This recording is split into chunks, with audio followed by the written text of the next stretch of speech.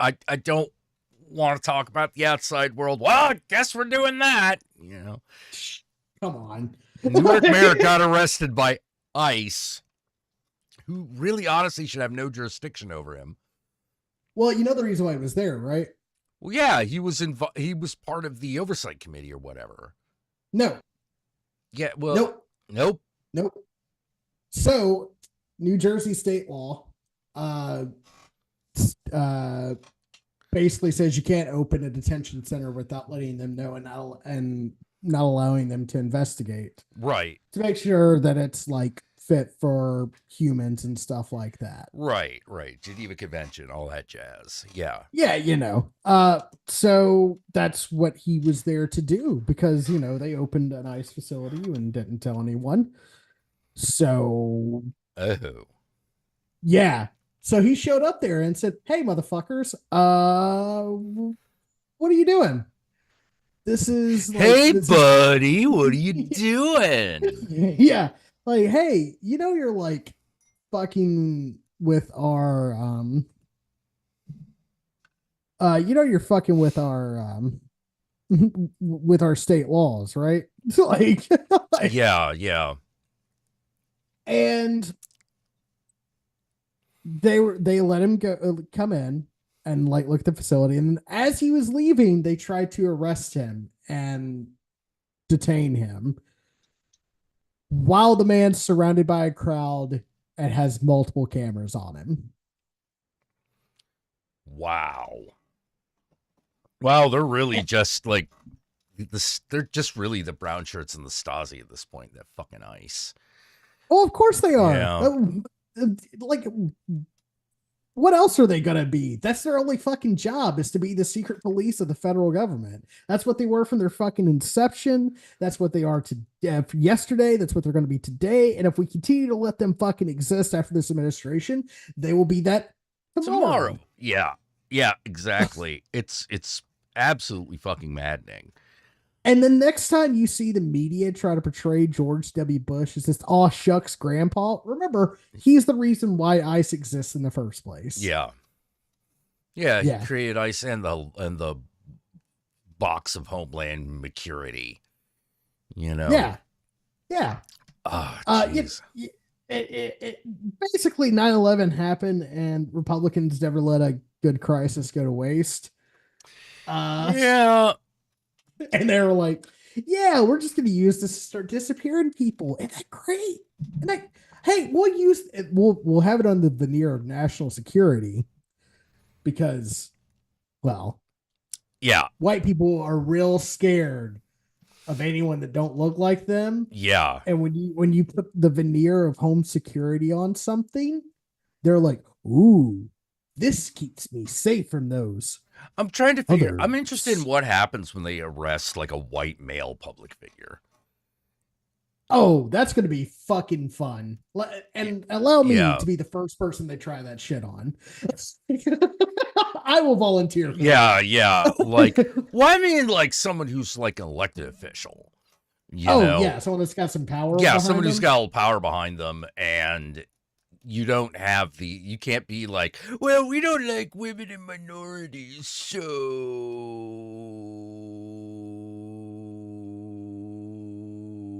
I want my applesauce. That's great, Pop. Yeah, thanks, man. I cannot get over the fact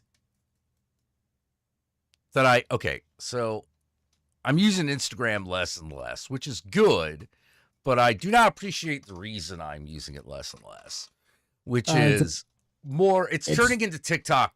It's turning into TikTok where it's basically, something I want to see. Why is this right winger in front of me? I hate the fact that the platforms push right wing shit, and I'm like, I hate you so much. That's the reason why you don't trust tech bros with algorithms. I do not. Yeah, exactly. But I found this one where it's basically a guy talking to his family about Trump policies. And I find myself going, well, this is a really great example of why you don't bother to do this. Because, all right, I don't know how staged it is. Probably Pretty exceptionally. exceptionally staged. But even if all the show is two old boomer parents shitting on their millennial children, that's like all it is. Like, they don't care about, for some reason, they just get on this show to just be like, yeah, pro-Trump. Yeah, I bet you're really sad about having your... One was literally, like, they obviously, the setup is obviously they have, like, one of the daughters is queer. And the dad literally says to her, oh, I bet you're really sad about having your rights taken away. I bet you're really sad that I'm never going to fucking see you again until you're dead. Yeah, I know. And I'm just sort of like, why? First of all, I just want to fucking vaporize these two parents. But I also know that parents like that do exist. I've encountered them. You remember my friend whose parents took away her house? Yeah, they were like that. Yeah. They were like that. Yeah. And then I'm just sort of like,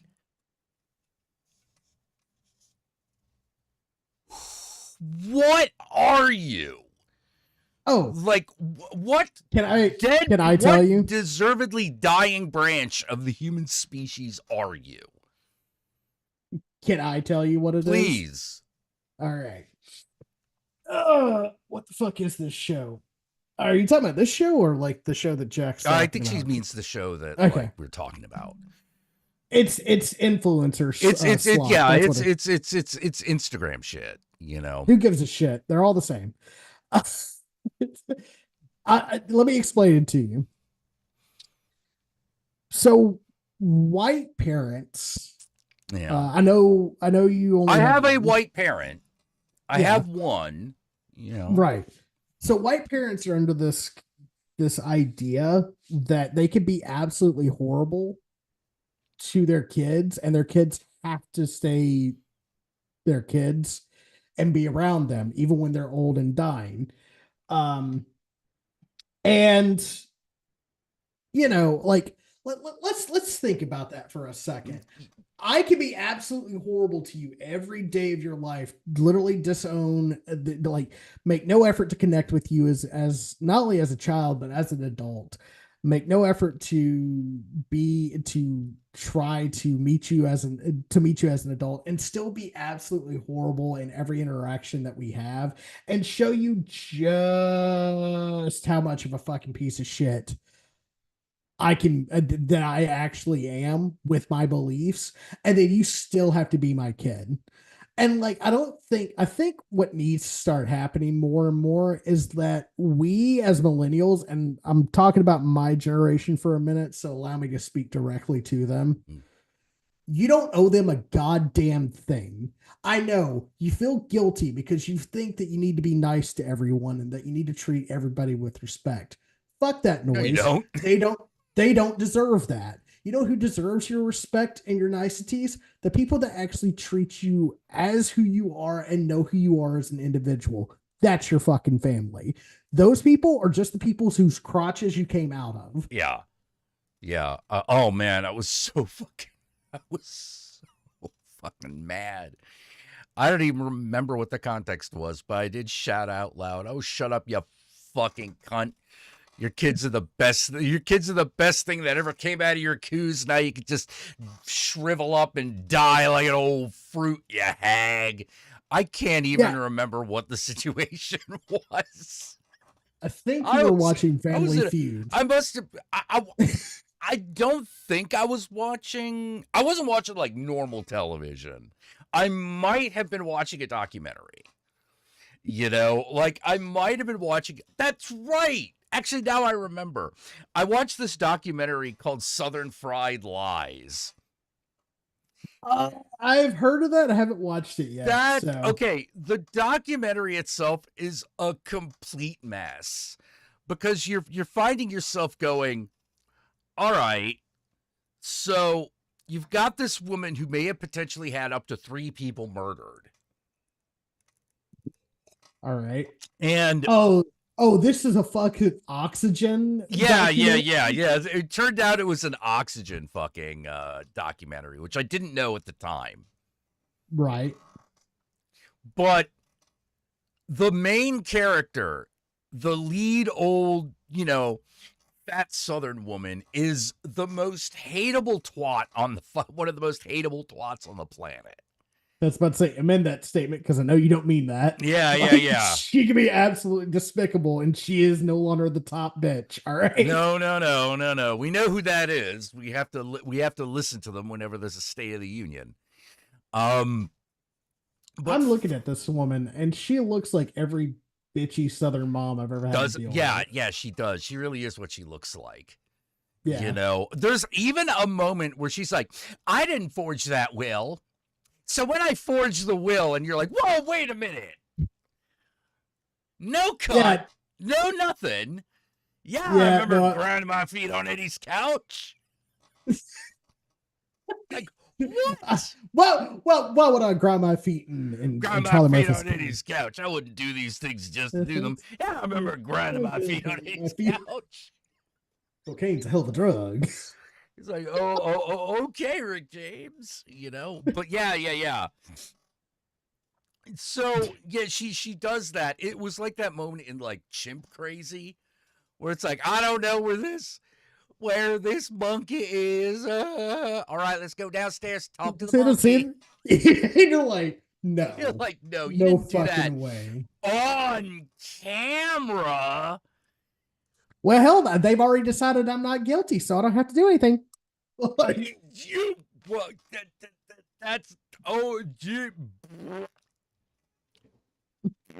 But the thing is like they hadn't determined that. They just had determined that, okay, we don't have enough to go forward with. That's not the same as not guilty.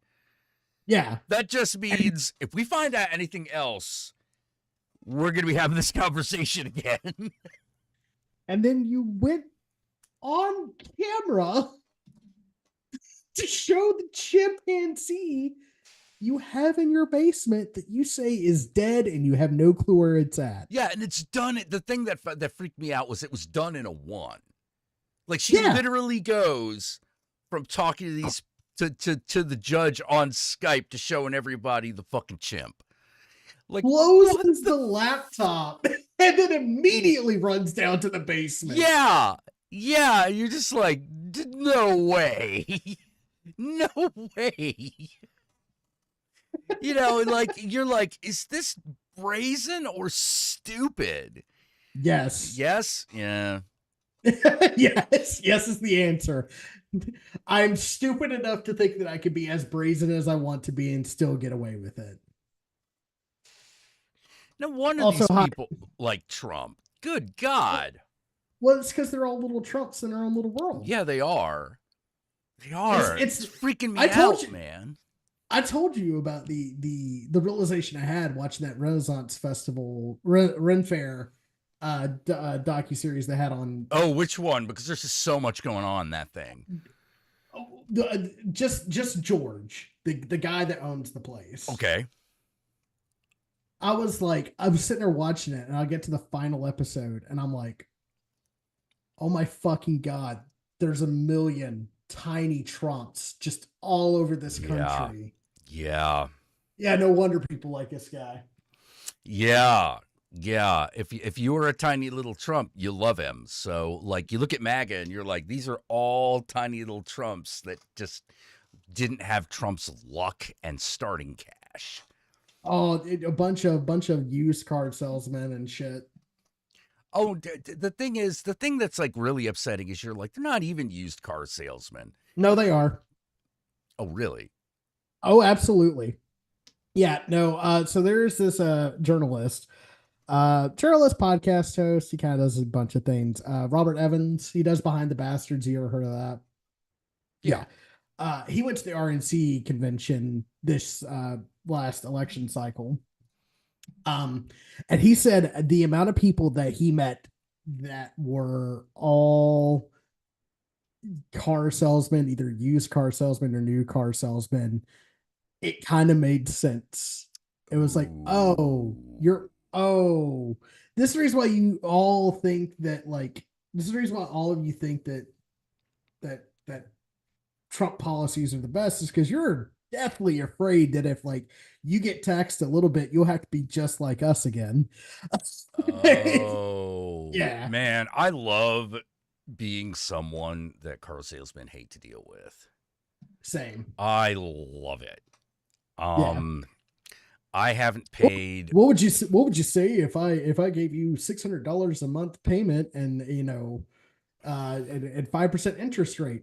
I'd tell you to have a good day and walk out. Yeah, I tell you, have a good day and go fuck yourself. Like fuck Yeah, that. Like I have not paid more than like $5,000 for a car in a long time. You know, I would probably have to pay more than that now, simply because I don't see cars for sale for less than 10. well, we live in Trump's economy now, so Yeah. So yeah, that's only going to get better. yeah. Oh, Glad I bought my dude. house in a Biden economy. Yeah, no kidding, man. Like I couldn't be making any major I am at a position where I am supposed to make major financial decisions right now, and I can't make any of them because I'm like, so how much is this going to cost? And they're like, we don't know. And I'm like, Could be cheap. what do Could you be mean really you don't know? yeah. And it's all due to the beautiful tariffs. So a lot of business has just flat out stopped. Yeah, because they don't know what the fuck's gonna happen. Yeah, I don't know what's gonna happen. They're like, do we charge more? How much more? I guess we got to do so. Everyone's doing all this guesswork, but some places the margins are are thin enough that they're terrified of making a mistake, and so there's like decision paralysis. Especially when you're dealing with anything that has to deal with stuff that deals with out of the country, which is everything. Yeah, because we live in a global economy. Yeah, like, okay, even in printing, here's the deal. The printer is one problem. The other problem is the paper. Because no matter where I go to get it printed, the tariff on paper may or may not apply. Because either it comes from Canada or it comes from the UK, I think. No. Oh. Because there is a long-standing exception for book publishing that seems to have been ignored. So no one knows whether or not they're supposed to pay it. Well, of course it's being ignored. That would require to give a fuck about books, and this administration and this fucking political ideology don't do that. You don't believe but what me? it also doesn't do is dot its I's and cross its T's. Because this is one of those, like, so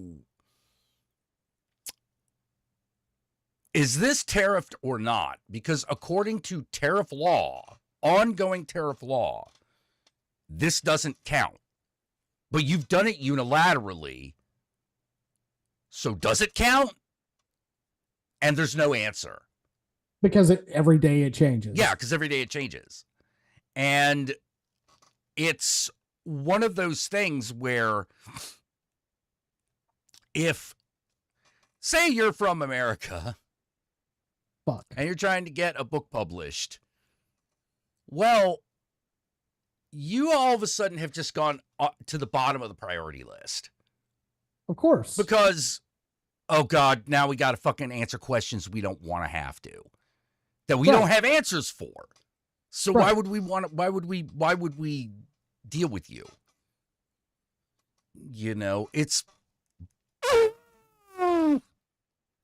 I mean, like, that's like, we all knew this was coming, right? Oh yeah, like, I knew it was coming. I just didn't realize how much of I knew things were going to get expensive. I just didn't realize it was going to be a complete clusterfuck on top of it. Well, yeah, because this is the fucker that bankrupted 3 casinos. Yeah, I'm starting to see how. Yeah, because he has dementia and he doesn't know what the fuck he's doing. Listen, and I'm not saying that like as like a fucking gotcha or just being like, the ableist in any fucking sense. No, I've had people in my fucking life that had dementia, and let me tell you, the shit that he's doing, the way he's acting, ooh, that motherfucker's got black spots as big as my fucking fist on his brain. Ooh. He's got to. He's got to. Like, I'll be surprised, genuinely surprised, if by the end of the year, he's not saying the absolute most insane shit and bedridden. I'd be surprised. Yeah. Who knew the golden age was so rusty and full of holes? Anybody that read history that knows about the Gilded Age. Yeah. Yeah. There's a reason why it's called the Gilded Age, not the Golden Age. Not the Golden Age. Yeah. Because gilding, it's funny enough. It's goldish. It looks like gold, and then you scratch it a little bit, and it's really, aluminum or lead. It's not what it says it is, but it has the veneer of being gold, but it's not, because it's absolutely killing everything else. Yeah. Well, oh God, I gotta tell you, this is the age in which I wish my body was younger.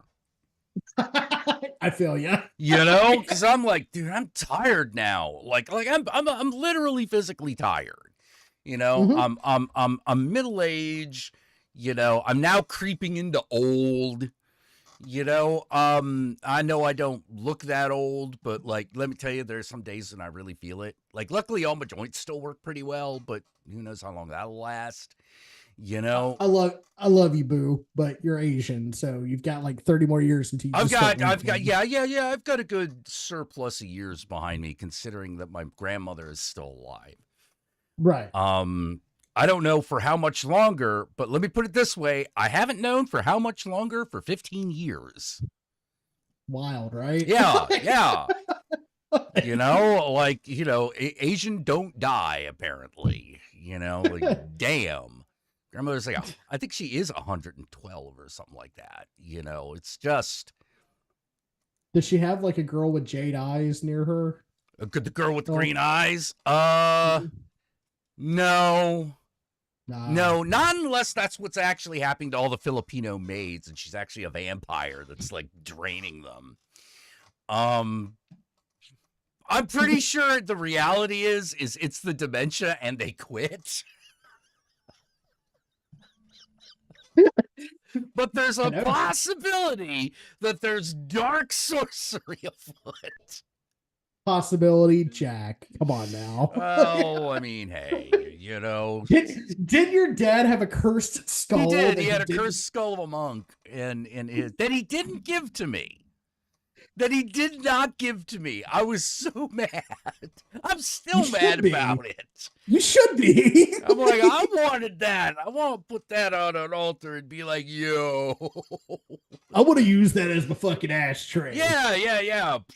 Yeah, isn't that disrespectful? He's Zen. He's Buddhist. To quote my favorite comedian, Bill Hicks. Forgive me. Yeah, he's one with the universe. He's he's one with my cigarettes. Dude, I should totally do that. I should totally do that in a movie or a game or something. Have like some occultist who actually has like one of those like gilded monk skulls he uses. So fucking disrespectful.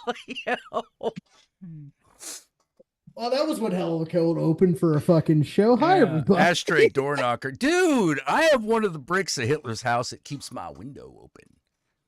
No fucking shit. No fucking shit. Well, not his house, but like the Eagle's Nest.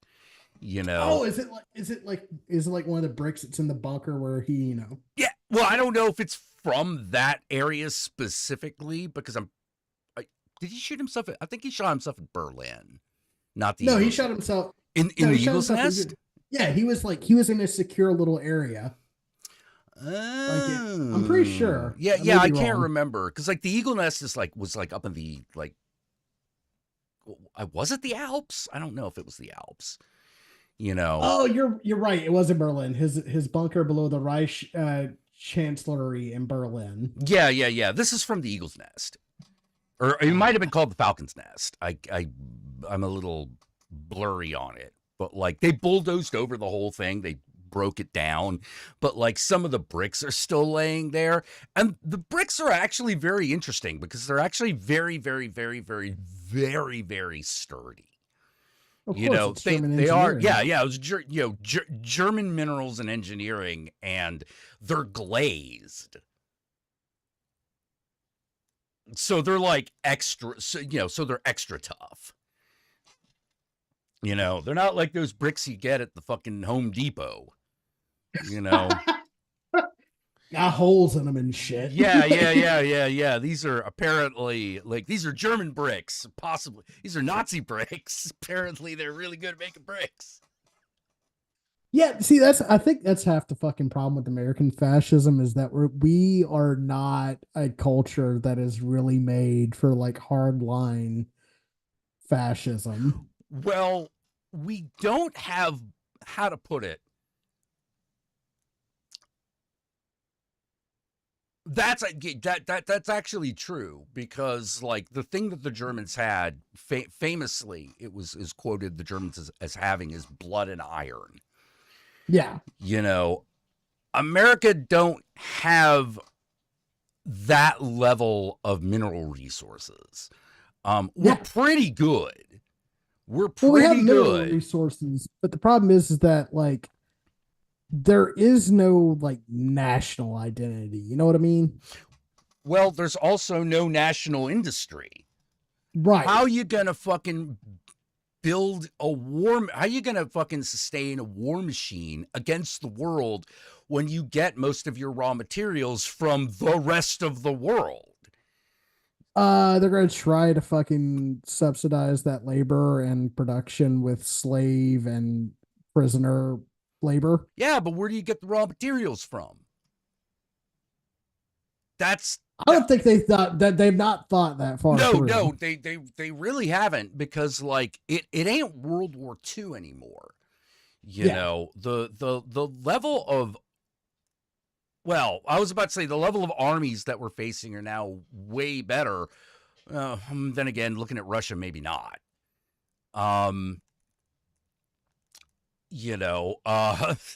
Their shit seems to have fallen apart.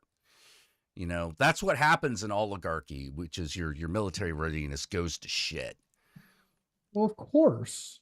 Yeah, it sounds dumb to say, but like Ukraine really is Russia's Vietnam. Yeah. They should have been able to stomp over them, but they can't. Because one of the few times where like what I said was going to happen exactly happened, which is Russia has the veneer of a strong, tough army until they actually run into an army that can fight back. Until they run into any resistance, basically. Yeah. Like until they run into anybody that has like any type of organizational, like any type of organized resistance, they'll stomp anybody because all they do is fucking smash them with artillery. Well, hey buddy, we don't live in a time where artillery wins you fucking battles. This shit's not the Napoleonic Wars of the 1800s. Yeah. Because I can buy an $80 drone, duct tape a grenade to it, and fucking send it to where your artillery is, and just kill all the guys there. Yeah. It also doesn't help if like all the fuel for all of your your war machine has been stolen by the oligarchy. Yeah. And that was the other thing I fucking said. Yeah. Which is Russia is so fucking corrupt to its core that any type of maintenance, any type of like, because you have to maintain your weapons of war, any type of maintenance that any of those things had, it's gone. It's been gone for 50 fucking years. Like, yeah, I swear to God, and they were making strategic mistakes that they had made in World War I. They were making the same fucking strategic mistakes they were making in World War II. Yeah. Yeah, it's like they didn't learn anything. Yeah, we're gonna send a wall of people, and we're just gonna keep bashing bodies up against the lines until they move. And it's like, okay, we'll retreat and then shoot them from far enough away. Like this again, this is not the Napoleonic Wars. And then like Yeah. now, like it's that's see that's the shit that I just don't think they understand that Russia and to a greater extent and to more personal extent the American the current administration of America. No, you're not going to be able to just brute force this shit. No, no, you can't. Especially not with, and this is the funny thing is, who's really, we don't talk about this in news, but do you know what country is really actually like Ukraine's best friend on this? The biggest, most powerful friend? Poland, I think. France. Yeah. France, because France yeah. has France did not sign the disarmistice. Sign the armistice because they were like, no, fuck you. Like the United States let us rot. Yeah. Like they went back on everything and fucking Hitler came, he fucking invaded us. They never forgave the United States for that. And they shouldn't. No, and they shouldn't. But as a result, now they have the European Union's largest standing army. Yeah. On top of military hardware that rivals the United States, just not in the same numbers. Of course. But Ukraine is not that big. Ukraine is not as big as Russia or the United States. You know. So, and now France is making a lot of deals, a lot of like self-defense, defense pacts with places like Australia. Yeah. Australia. Yeah, and that's the thing. Like people were under the misguided idea that like American exceptionalism and American politics was gonna fucking force the world to kowtow to our bullshit. And it's like, no, what it's gonna do is galvanize the rest of the world to being like, you know what? Fuck that country. Yeah, we don't need their bullshit. The European Union might actually unify because of Donald Trump. Yay. Like, I'm like, well, I didn't see that one coming. Like Europe is not like a place that is known for its for its unification. Oh, of course not. Yeah, but like now we've given them a reason to unify, which is we have a crazy dictator as the leader of the most powerful countries in the world. Yeah. Yeah, so they may actually come together militarily and economically in order to, push back Russia. Yeah. Just because they can't have Russia taking the Ukraine. Yeah. Right now it seems like they're being pussyfoot about it, but like, I don't know if that's going to last. Oh, if shit keeps getting hotter and hotter and hotter, then no. Yeah. It's not going to. Yeah, they're going to it's going to turn the cold part of it into a hot part. Yeah. Yeah, cuz if Europe officially engages against Russia in a military action, in what would be war. I'm like, Russia's got nukes, but so does France. Bruh, they're buying fucking bullets from North Korea. How do you think their nukes are right now? Ooh. Not a good sign. Yeah. Not a good sign. I'd be surprised if those bitches can go 50 miles before busting apart. Yeah, and because the other thing that's important to realize about France is the one place that their military technology is actually better than the United States is in submarines, which is why they're trying to sell a bunch of them to Australia. Because if you do that, what do you got? You have a foothold in the Pacific Rim. And if you have a foothold in the Pacific Rim, then you can go from Australia to the east coast of Russia. sorry, not the east coast of Russia, but you can No, you can hit the East Coast of Russia. yeah, you can hit the east coast of Russia with an ICBM. Yeah. You know, like I wow. The You one know thing how I know bad- is absolutely for certain, and I got to be honest, I'm actually okay with this part. Mhm. United States ain't going to be the only top dog after everything shakes out. Oh no. You We won't know, even be in the top 5 unless we, oh, I you think we'll know. still be in the top 5. We'll be in the top 5, but we'll be sharing power with like the other 4 guys. Yeah, You know, because the current administration doesn't understand what soft power is. no, it doesn't. You know, it's just like, oh no, we're just gonna be there. We're gonna be tough. We're gonna tell them what's what, and everyone's gonna be like, no, I'm sorry. Did you forget we're smarter than you? Not even just that, like you're one fucking country Yeah. and you're isolated one country. Like you can't just fucking tell us what to do. Fuck you. Yeah. Ironically, one of the best things for the European Union as far as its ability to unify may have been Brexit. Yeah.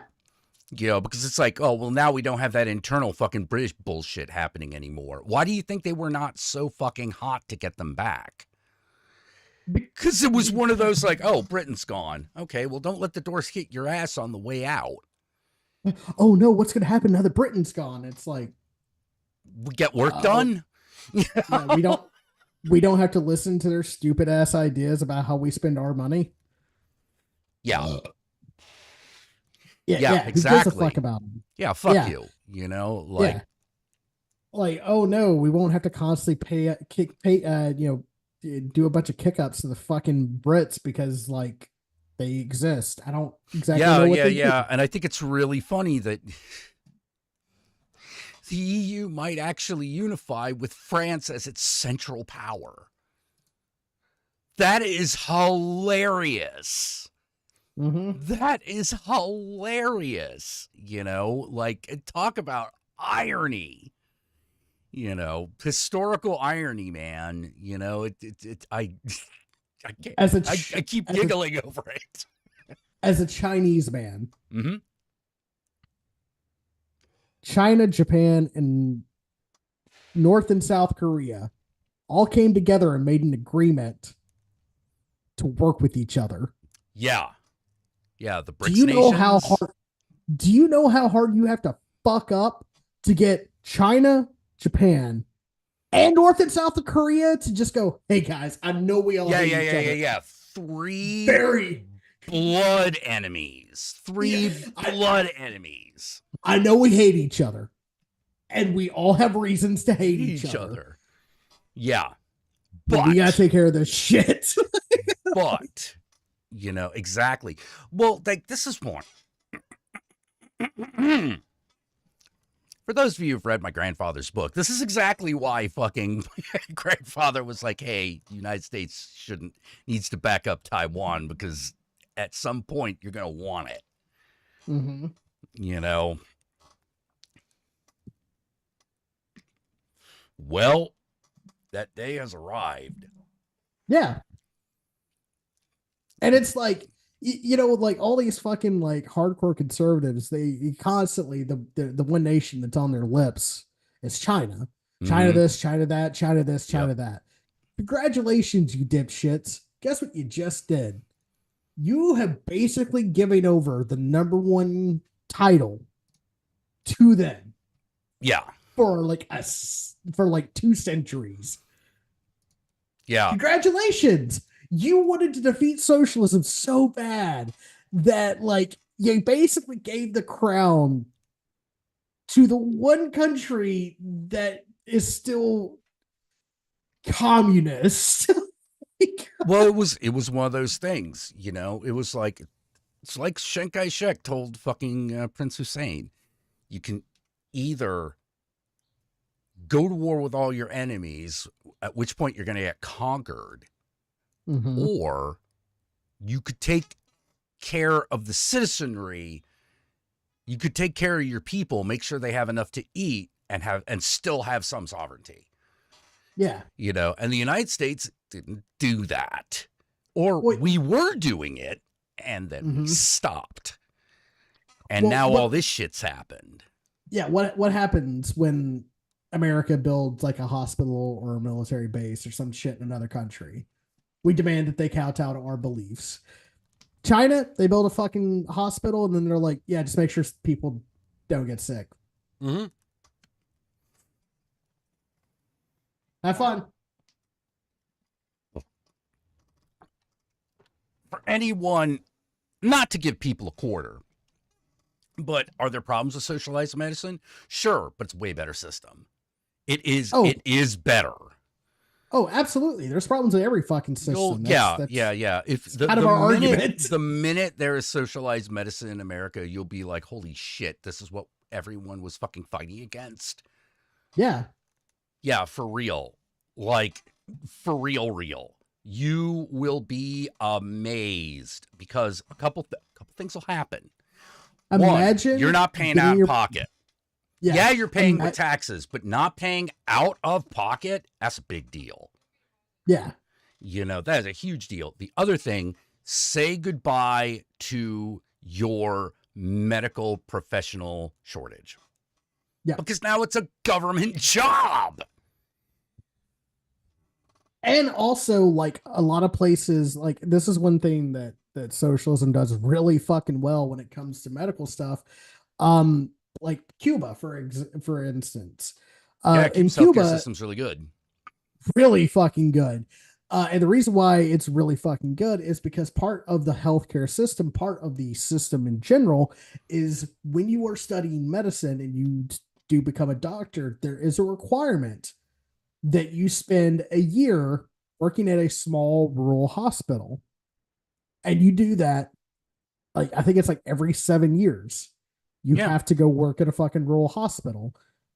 First off, rural fucking hospital. Yes. I mean, like, literally what a great idea, you know? Yeah, a brick and mortar building that's like in the middle of the fucking Amazon, that's in the middle of the fucking jungle that people can go to and get medicine and get treated for fucking health issues. Yeah. What a novel fucking concept that is. Well, right? here's the other thing, Neil. If you do it right, if you do socialized medicine right, the wait times are shorter. And also, you're already fucking waiting. Yeah, to get your medicine. You're waiting longer. The United States has the longest wait times. Yeah. There's nowhere to go but up. Yeah. You know, like, you can literally call like Netherlands. You can literally call a doctor, say, I found a lump, and have it diagnosed that day. Yeah. You no longer have go back to work. I mean, they won't make it. The Netherlands won't make you do that, but you could theoretically do that. You also, like, don't have out of network doctors. No, there's no such thing. No such thing. Yeah. You can just go to a fucking hospital and get taken care of. Yep. Just happens. Yeah. You know, it's trust me, you want it. You want it. Will you have problems with it? Sure. Will it be perfect? No. Will it be 1,000 times better than what you got now? Yes. Yes. And again, yes. Stop letting perfect be the enemy of good. Yeah. You know, well, here's the other thing. Like, this is why I'm like, okay, this birth rate shit is bullcrap. Because it's complete horseshit. It's steeped in white nationalism. Like, yeah. That's really all it's based on. It's really all it's about. Because you know what happens when you don't have to pay tens of thousands of dollars to give birth? Birth rate goes up. Funny that. But see, that's the dirty secret of this whole birth rate crisis bullshit. Oh yeah, that's complete horseshit, and it's a very solvable problem, even if it is a problem. It's not a problem. Yeah, it's not a problem. Yeah, it isn't a problem. we need to have less people on this planet. Yeah. Sorry. I think there are enough people. Yeah. You know, it's just America did a very smart thing at one point, which was allowing people from other countries to come here and work. That was a genius idea. That was an absolute genius idea. And now that we're moving against, it's like things got harder. And then we cut our nose off to spite our face with this anti-immigration shit. Yeah. You know, it's always the same shit. It's not about immigrants. Oh no, it never has been. Because like the majority of immigrants that we have in this country that like come here illegally are white. Oh yeah. They can the majority of illegal immigration we have is not the southern border, which they're fucking doubling down on. It's at the northern border. The majority of drug trafficking is actually coming from our side of the fucking border than the other side. Oh yeah, yeah, totally. You know, if you ever have someone that freaks out about fucking fentanyl, just be like, yeah, it's weird how America's producing that shit and sending it to other countries, and then we act like it's them that's bringing it in, which it's not. Yeah, it's not. Dude, the weirdest thing happened. I was like, it finally happened, where I was like, all right, there's a fentanyl epidemic. I believe it now. And that was someone offered it to me on the street. And I was like, nah, I'm good. But I was like, you didn't offer me cocaine? You offered me fentanyl. How good is that? And I asked myself, how good is this high? This motherfucker is offering me fentanyl and not coke. Did we run out of coke? It's the best high. It may be your last high, but it's the best high. Yeah, it must be pretty good. You know, like, I mean, I've seen people on fentanyl, and I'm just like, how do you do a drug like this? well, it's a fucking painkiller, isn't it? Yeah, it's like a super painkiller. Yeah, like super addictive. You take too much of it, your heart stops. Yeah, that's too much. Yeah, you know, exactly. That strikes me as too much. Like if someone told you, like, "Hey, man, you need to watch out with this fucking acid. If you take too much of it, your heart will stop." Yeah, I probably would have never done it. Yeah, but like you'd be like, "Well, how much is too much?" And they were like, 5 hits." You'd be like, "Oh, thank God." No, with fentanyl, it's like a tiny little bit could fucking stop your heart. Yeah. The streets had to get with the times. Yeah, apparently. No, Coke's making a comeback, actually. Oh, okay, good. Now it comes in pink. Exactly. It's Himalayan pink, man. This shit right here. Colombian white. This shit right here, this Himalayan pink salt, man, it's good for you. It's the first Coke that's got health benefits to it, okay? You do this fucking Coke and like, you know, like you'll fucking run 3 miles. I got like in a good way. China berry all night and got tetanus. Oh my God. I literally was forced to withdraw my psych medication because my doctor wouldn't call me back, and withdrawal was no joke. Yeah, no, I've had that happen. It fucking blows. Yeah, I imagine with your ADHD medicine. No, it's the antidepressant medicine. Oh, I can imagine that's even fucking worse.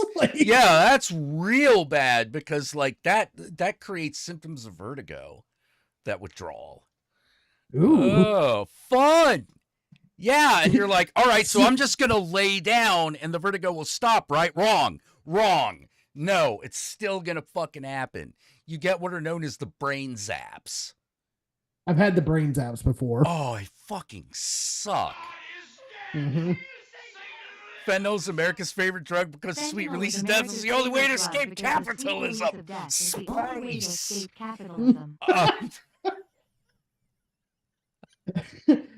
There were times where I'd get refills by Vyvanse, but the clinic would make me wait through the whole weekend before I even got my refill. Yeah, that My checks fucking out. shit won't even cover Vyvanse. I'm still on Adderall. Speed. Speed, baby. You know, like you need the sweet release, the sweet kiss of speed that makes everything better. You know, like and okay. Oh, I found out something about people with ADHD and speed. Oh, it's Yeah, really good for them. not far off. Okay. People who have ADHD are resistant to getting addicted to methamphetamines. Resistant, not immune. Okay, I Resistant. was about to say. They're the dosage that they need to start becoming addictive is way higher than everybody else's. Is it because they have been on ADHD medicine and it's No, dulled them? it's because of the way the ADHD brain works. I can believe that. Yeah, because there's the dopamine levels of people with ADHD are so low. The Tell me stuff about it. that's provided, yeah, that's provided by methamphetamine, you need like twice as much to get addicted. Because you're already at such a deficit that doesn't matter until you start getting to that point. Until you start living in the single wide. Yeah, like, yeah. Until you can't, because here's the thing, like, probably the best way of putting it is as an ADHD person who has been on legal methamphetamine for a couple of years. He's I got could ADHD tell. so bad he couldn't finish it. Yeah, He I couldn't finish finish the it. acronym. I fucking, you know how many days I've forgotten to take it? That is not something that happens when you were addicted. You do not forget to take a drug you were addicted to. It doesn't happen. That's how I know I'm not addicted to weed. It's because like there are days where I'm like, oh shit, I didn't take. Yeah, you're not immune. You're resistant to the addictive effects. Yeah, you have a +5 to your roll. Yeah, you have a +5 to that fucking constitution roll against addiction to methamphetamines.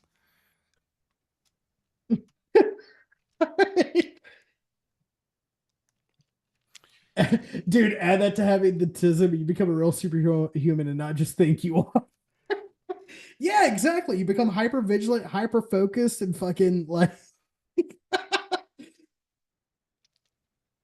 Yep, I gotta. Hold on, I gotta refill my drink. I'll be right back. I think I'm also gonna grab like I think some edibles and probably kiss my wife. So I'll be right back as well. So ADHD people are elves. Yes.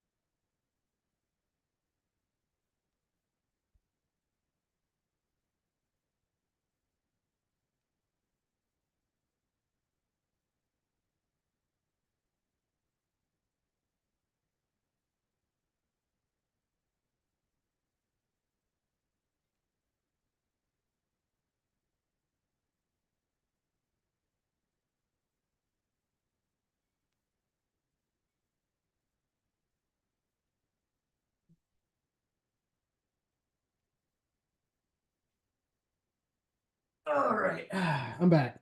I'm back.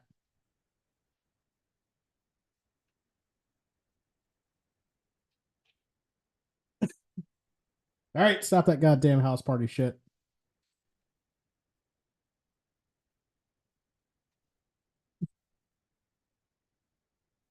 All I do is weed now.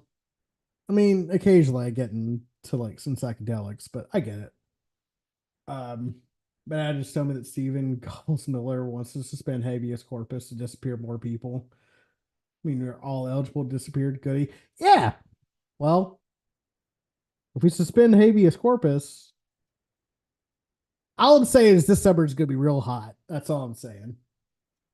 They just back hide the booze. No, no, no, no, no, no, no. You give the babysitter the booze, they get drunk, and then you continue partying. Depression and Oh nightmares. boy. What Depression happened? and night. Oh, I was just saying, reading the chat. Depression and nightmares are a bad mix. Yeah, Oh yeah. yeah. Luckily, I don't have I don't have scary nightmares. I have sad nightmares. I know what you mean. Yeah. Like very occasionally I'll have one where I like wake up and I'm like, ah, Jesus Christ, but like usually it's just like I wake up, I'm like, oh, or I'm a little glad I'm awake because that meant that didn't happen. Yeah. No, I feel you on that. I've had one where like I can't remember the last one I had actually. Sorry. I was trying to think of like it was I just had like this like it just may honestly it just may have been like I was really high and having the thought of like kind of like someone trying to bust in my house, fun stuff like that we Oh, have to think about every geez. day now. Yeah. Can't stand the heat in Yuba City. It's hot as hell. Uh, have trauma nightmares are related to your abusive mom. I had those two about my dad. It's fine. Mm. It's Yep. fine. So, anyways, how are you doing in the not real world? How am I doing in the not real world? I've been having a lot of nightmares about like girls hating me. Well, they do. Oh, thank you, dude. Yeah, You, thank you. You're welcome. You know, No, I've been having like regular nightmares about like, like girls hating me or blowing me off. And I'm like, and I wake up and I'm like, a little sad. What did you do in these dreams and nightmares? Nothing. Nothing. If there was something I did, then it wouldn't be a nightmare. That wouldn't be the fear, right? Like if I was like, Right. oh well, I know what I did there. It's the unknowing. That's the upsetting bit. It's like I just don't like you. And it's like what I do. It's because you're a man. Does my penis make me evil? That's what they told me. The penis is evil. The gun. The gun is good. That Zardoz may have been on some shit there, Well, oh man. Well, like one of the things about Zardoz that I think actually was extremely apt is that the fascism starts with the division of gender. Yes. Like that's where it fucking starts. And having lived through the Gamergate, I find myself going, yeah, it does. Yeah, it And you know does. what? And you know what? I'll say this so that you don't have to. You won't be attached to this statement. The Anita Sarkeesians, that whole group of people that like kind of grifted and made their money off of the anti-Gamergate shit Oh are yeah. just as culpable as the fuckers that started. Oh yeah, totally. Because they were clearly trying to make hay for themselves. Because where the fuck are they now? Yeah, they're nowhere to be found. When the going gets tough, them fuckers are never around. Yeah. Like and to be honest with you, they were right. Oh yeah, they weren't wrong. Like Yeah. the thing about Anita specifically is when we're talking about like sexism in the industry or even sexism within the art, it was like, okay, sure. But then it would go to ridiculous lengths.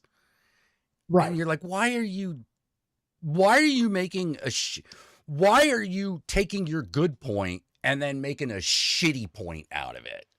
Because she did that constantly. Like, for It's example, like the number of times in a video game where you have to like kill your girlfriend.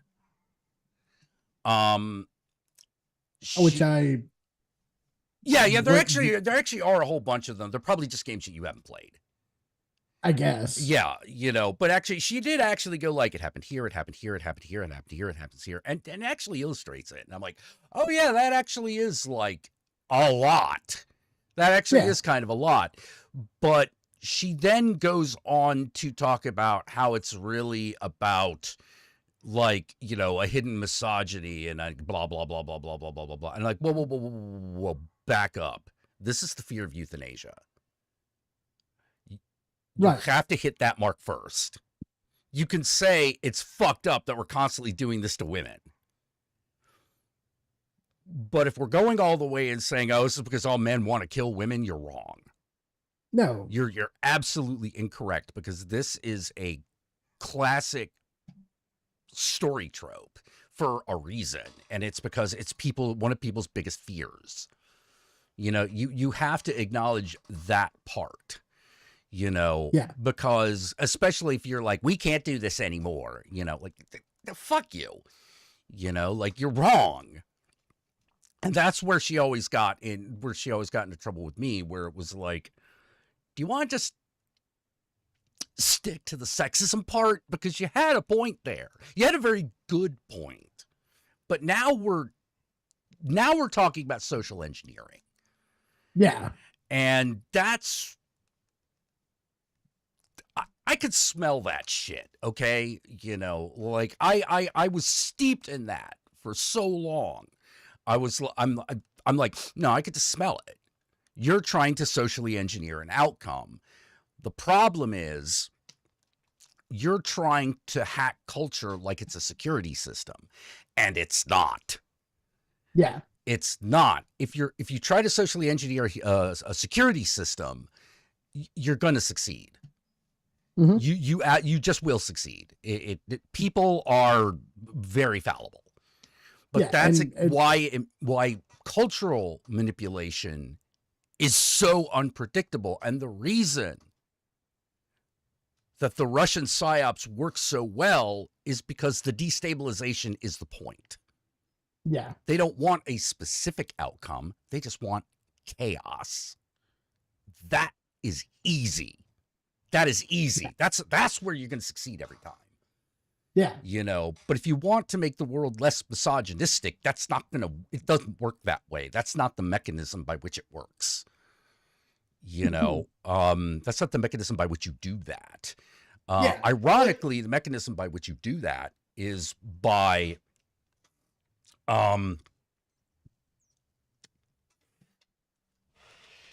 making sex less taboo. Which, boy howdy, if we fucked that up. Oh, we fucked that up big time. We fucked that up big time. And I was like, no, don't go against sex. That's how they fucking get you. That's how the fucking fascist patriarchal forces always come down, because that's the part that they'll grab onto, because they like that. That's the part that they like a lot. Because it creates frustrated young men who are easily manipulated. Yeah. And there's a part of me that is sort of like, look, you can't play these types of games with colonialism. They're the masters. Right. You gotta, right. You're trying to take it head on. Can't do that. It's not gonna work. It's like there was a post that was going kind of viral on Blue Sky where this guy was talking about how it's so difficult for men.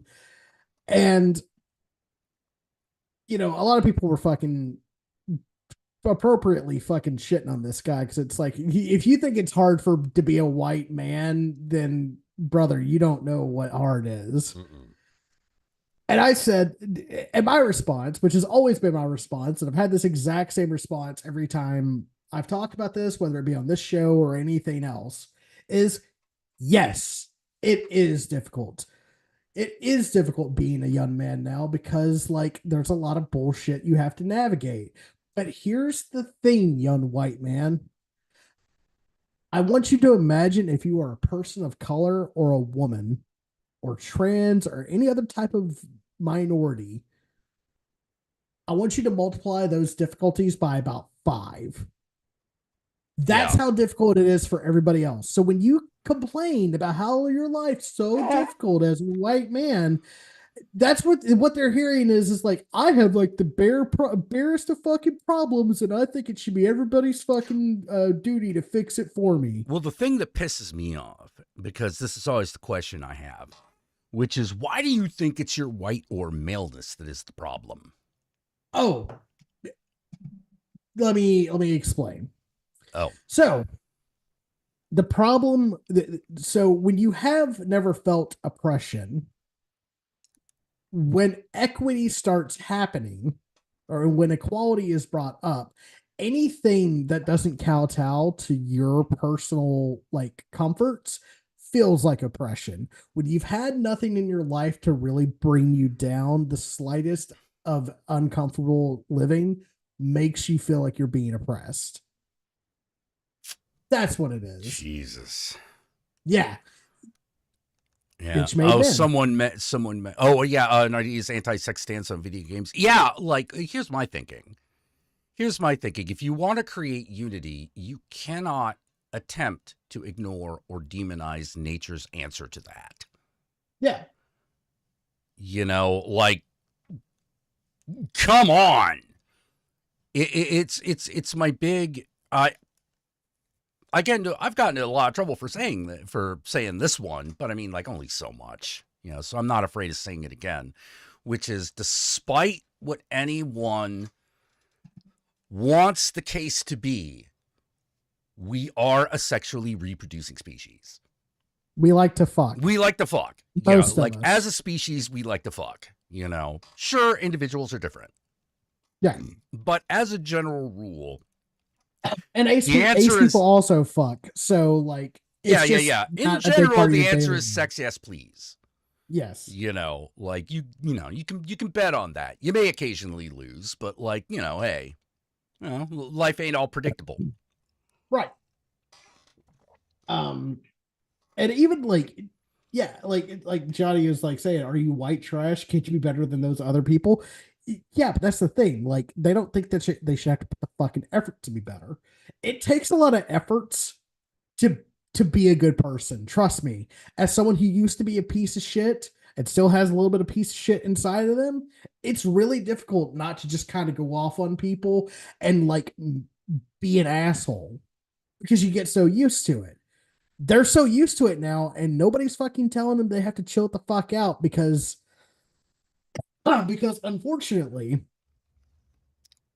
we live in a time where a bunch of people tell you that your most base and egomaniacal instincts are the correct ones, that we basically can't have this discussion out and like we can't, like, there's, it's not even a starting point for a lot of these guys. Yeah. Oh, hi, bitch pudding. What's up, bitch? My fellow recovering asshole. Well, like, let me tell you how much of an asshole I was. I used to be a Ron Paul fan. Okay, yeah, that's pretty bad. Not the worst, but it's pretty bad. I bought and read his book. But did you agree with it? At the time, yes. Okay, all right. Pretty bad. I went to a Tea Party rally.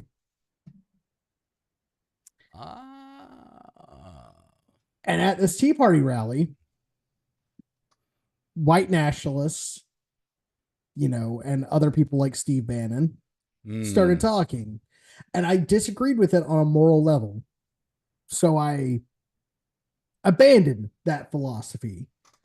And boy, let me tell you, people have been a lot easier to get along with when you're not constantly being a dick to everyone. Yeah, that tends to be the way it goes.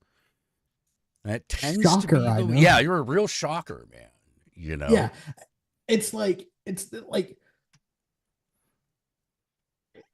what got me out of it is I realized that a lot of my favorite people, the people I respect, these these people could not give a shit about, and they were making a buck off of me being an angry white guy.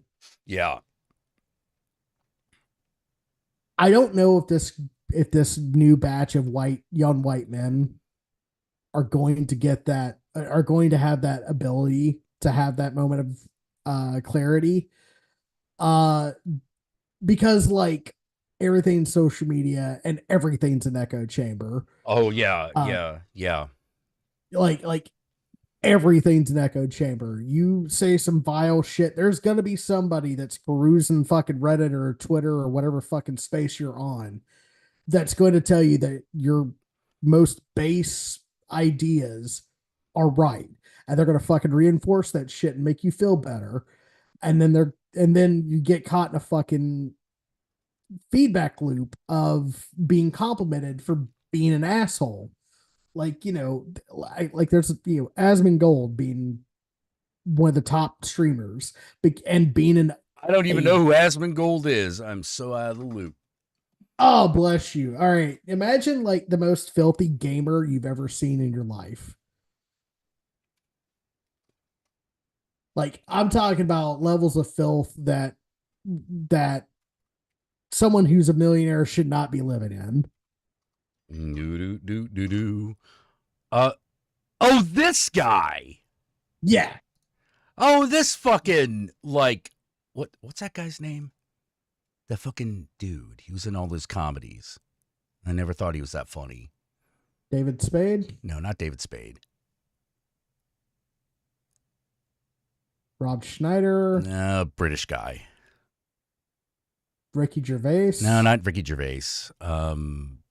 He was Stephen Merchant. no, Carl Perkins. no, no.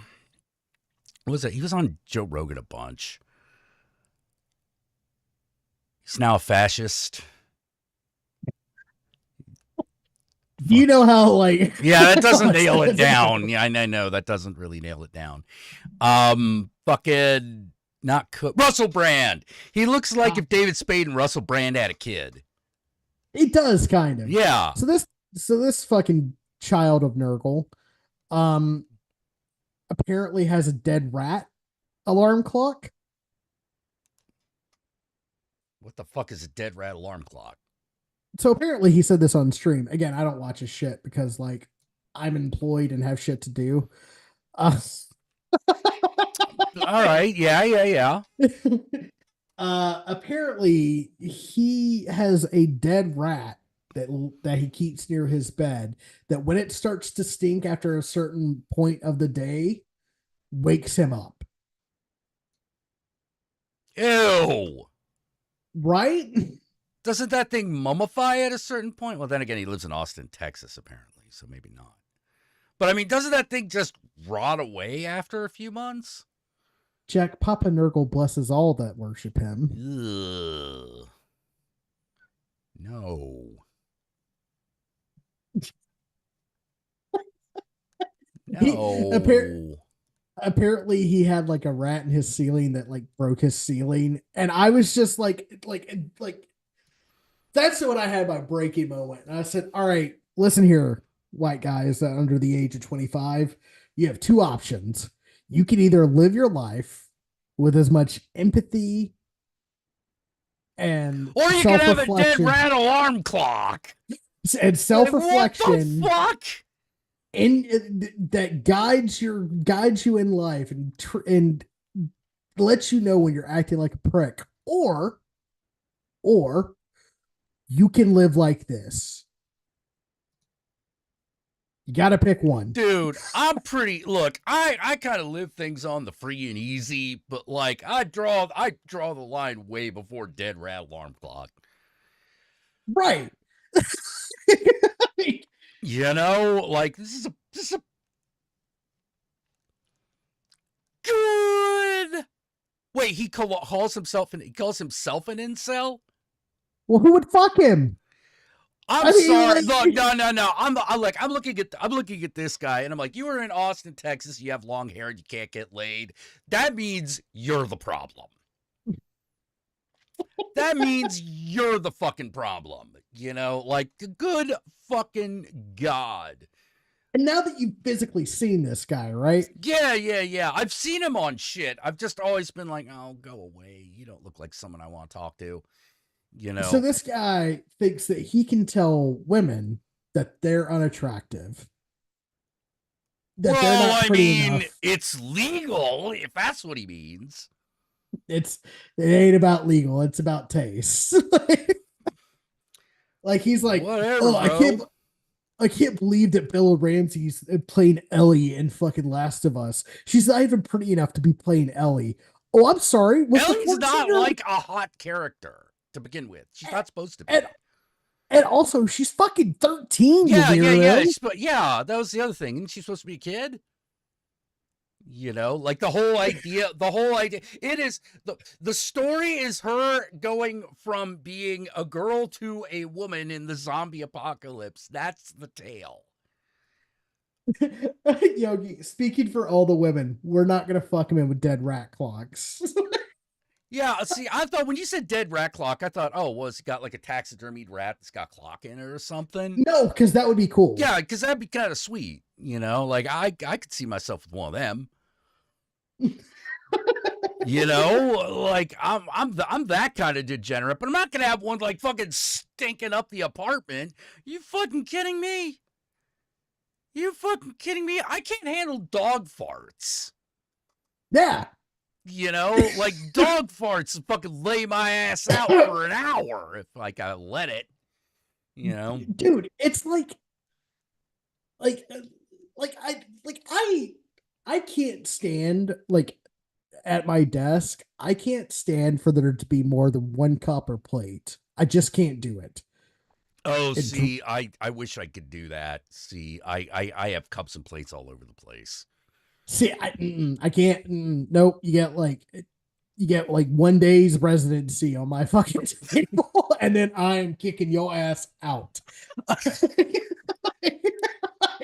like I came in here the other day and I had a cup and a plate, and I was like, when did I fucking eat in here? And I was like, oh, if I'm asking that question, it has been far too long. It's time to start cleaning, you know? Like, yeah, no, I get that. Yeah, because I can go about a week, maybe 10 days without like giving this place a good once over. I can't even do that. But I'm fastidious as fuck. So yeah. You're more of a neat freak than I am. But like I who am like, I can let this go for another day. I'm never gonna have a dead rat alarm. That sounds disgusting. Well, of course. You occasionally are graced with the sex. Yeah. Yeah, this guy's not. I mean, I'm getting old. I'm getting older, so it happens a lot less frequently, but like, you know. Well, now the option of would you rather have sex or would you rather have a nap? The nap team is winning a lot more. The nap team is winning. Yeah, exactly. Because naps are the shit. Whew, you would not believe. By the way, Yogi, I sent in an invite. So yeah, when he gets on that, we'll bring him in. When they get on that, we'll bring them in. Yeah, and that's the thing. Ellie, like, again, these are the people that like flip out when a character is not classically attractive. Listen, I know you want to fuck 16-year-old skinny white chicks for the rest of your fucking life. Ew. Some of us like other body types. I would like it if you would shut the fuck up every once in a while. Yeah. Oh man, speaking of one of those, speaking of that shit, so you've seen Sinners, right? Not yet. I keep getting told I need to. I know. Oh my I know. God, dude. No, the movie is amazing. I know. No, trust me. I've been told by like fucking like 5 people that I know in real life. I need to go see this movie. Me and Jesse will plan on doing it at some point. Like, you better. You better.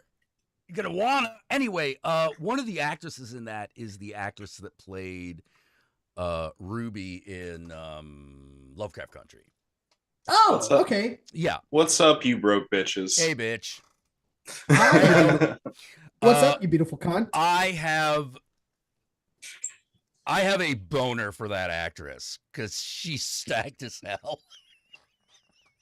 Oh my god, Jack likes large breasts? Likes big ass titties. In multiple years of friendship with you, I've never gauged that. Like, you've never said that, like, ever. This is news.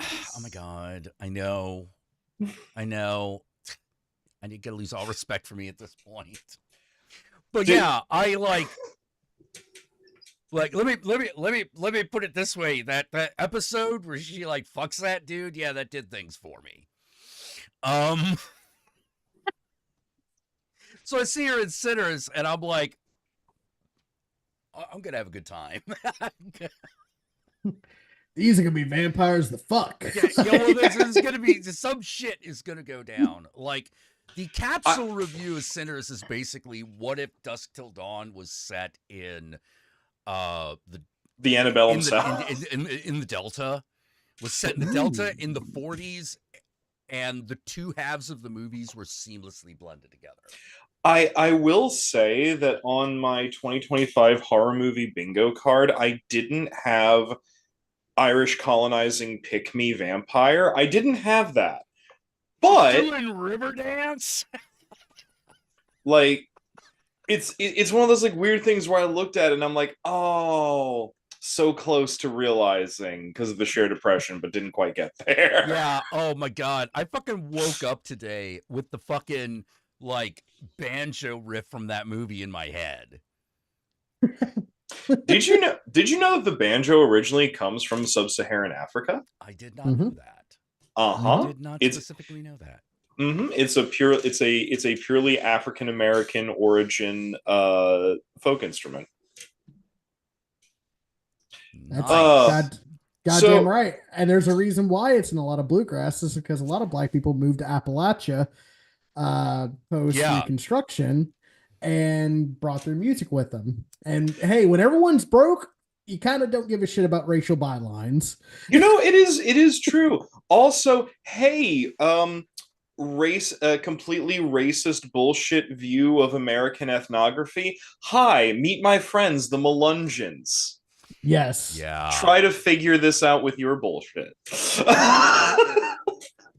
Yeah, well, it's like I said, when people talk about like ethno states, they don't know what the fuck they're talking about, like because they don't exist. Oh yeah, you know?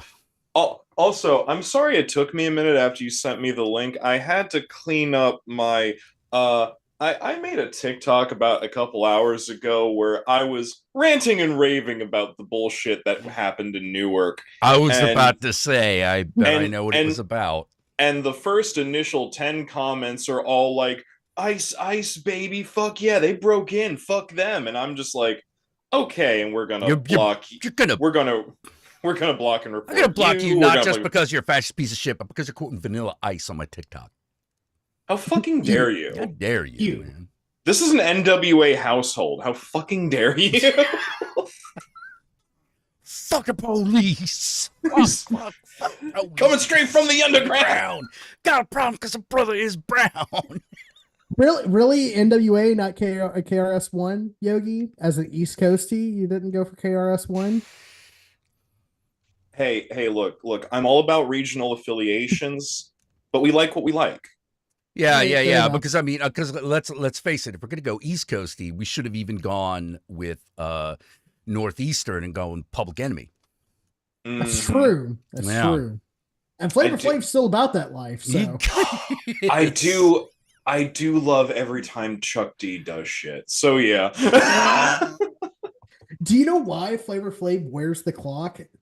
Like, or why he did wear the clock? No. Yes, because so you know what time it is. No. Oh, it's because It's because he wanted to make sure that if he was in an interview, they couldn't splice up and edit his comments because the clock will be there to be a representation of time. So if a comment he said is sliced up, you'll see on the clock the time changing. Oh, that's fucking brilliant. Genius. That's Flavor fucking Flav's a real one. Yeah. Flavor Flav is such an interesting person because Flavor Flav was like, okay, but if I play a clown, I'm gonna get a lot of money. Oh yeah, he's about that money too. Yeah, no, He's about that money. I mean, like, let's not, cast aspersions here. Man, it's all about that money. 10 toes on business, and I respect it. Yeah. I was still freaked out when Chameleonaire turned out to actually be a millionaire. He didn't become one. He was one. Before he started his rap career, he already was one. I'm like, yeah, you piece of shit. Yeah. He not like us. Not like us. They not like us. They're not like us. I still want to know what kind of car in fucking 2000 had a PlayStation controller in it for no goddamn reason. His? Yeah, probably. His, apparently. But there's not even a PlayStation in the car in the video. That doesn't matter. That's because the PlayStation's inside the car. But it's not. I've watched that video 1,000 times looking for the PlayStation. No, Jack. It runs on PlayStation. The PlayStation is the car. Oh, the PlayStation is the car? Well, then where's the video part of the video? Where's the fucking screen? You didn't get that you didn't get that cerebral implant? Oh, I'm so sorry yeah, for you. apparently fucking not. But at that point, why do I have the PlayStation controller? Can I just do that shit with my mind? This gonk doesn't know how to Chrome, Yogi. Shame. He's a don't fucking Johnny Mnemonic at me. Look, this gonk doesn't know how to chip in, you know? Look, I'm sorry. Some of us are cutting edge, and some of us. I woke up today and said, today's mode is bitch. So it's your fucking fault that today has been a pain in my fucking balls. Is that what you're telling me? Look, I feel the way I feel. Fucking bitch. Look, I think the way I think and I feel the way I feel, and I'm not gonna apologize for that. How very white woman of you. What?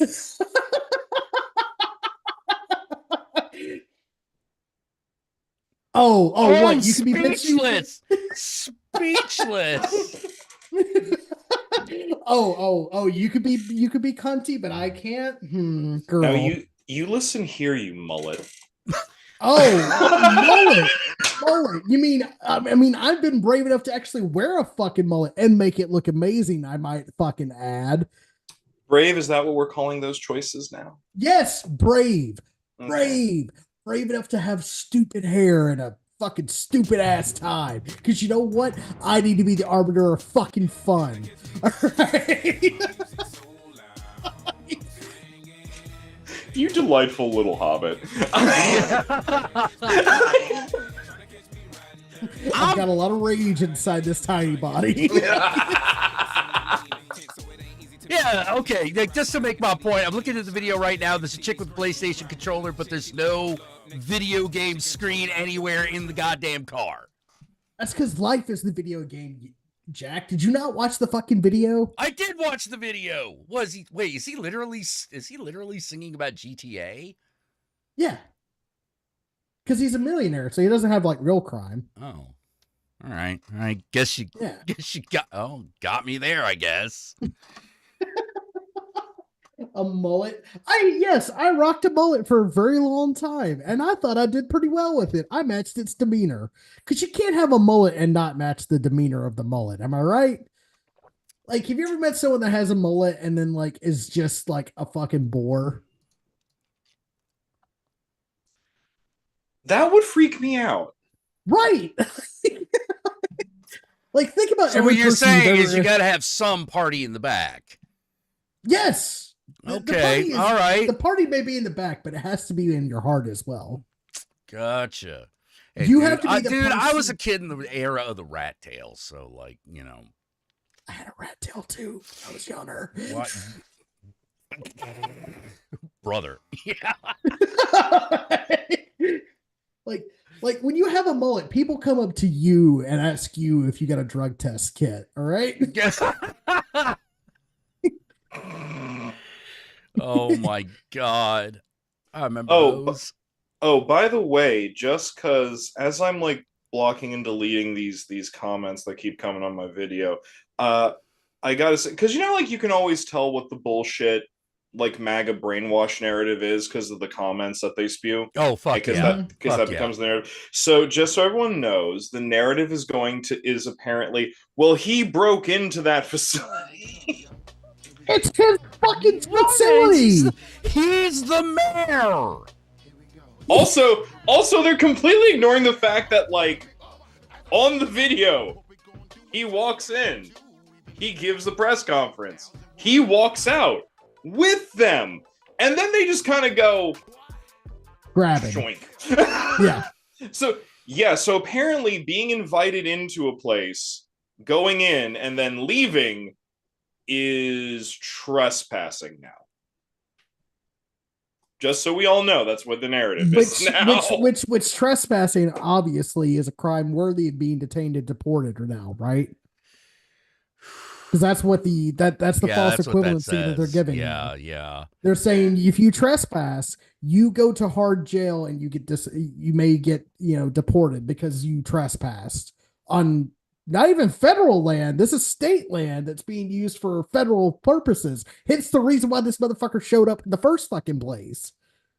It's almost as if he's doing his job as an elected representative of the area or something.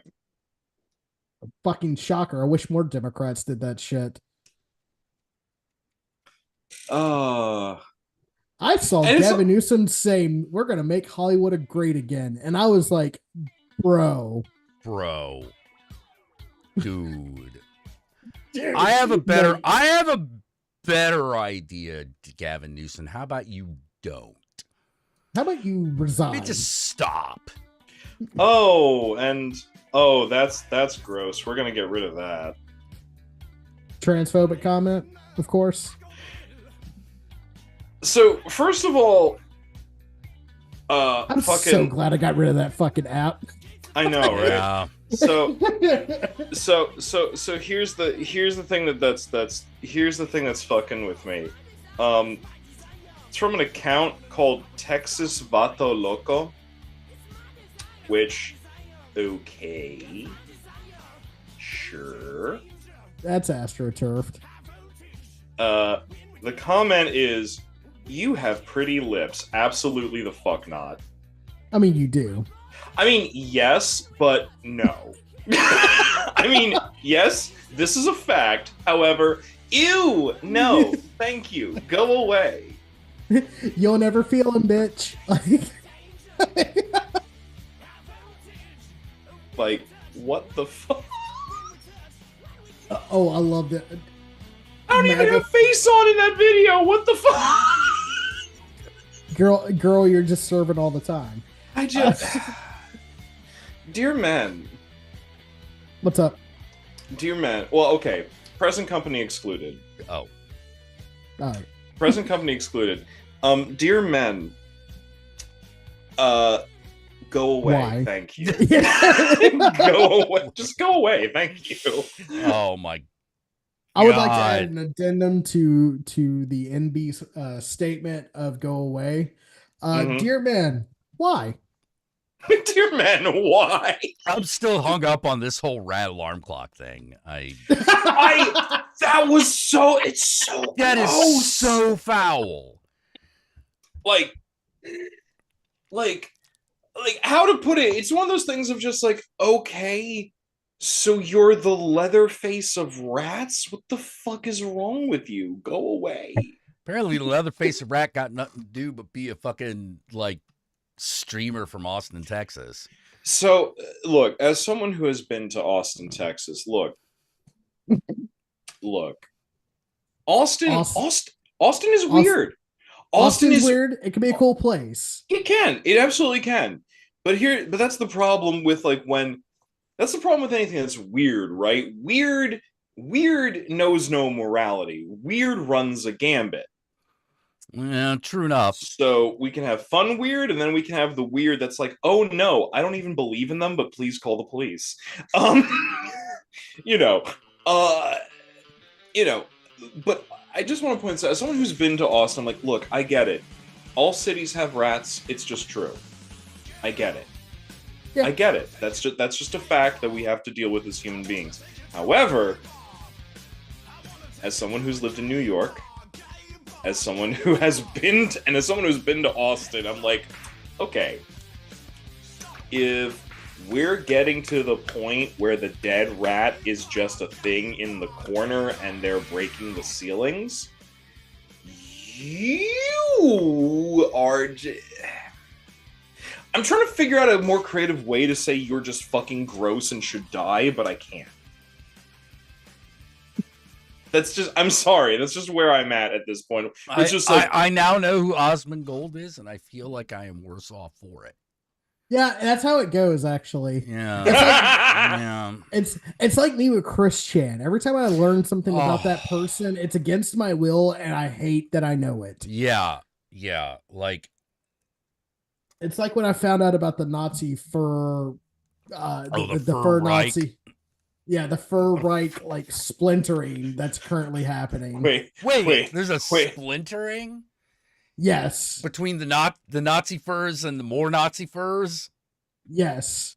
All Apparently, one of the Nazi furs was in a monogamous relationship with another Nazi fur, and then like a year later, one that Nazi fur broke up with the other Nazi fur to join like some weird like socialist fur polycule, and now there has been nothing but like arguments and dissent.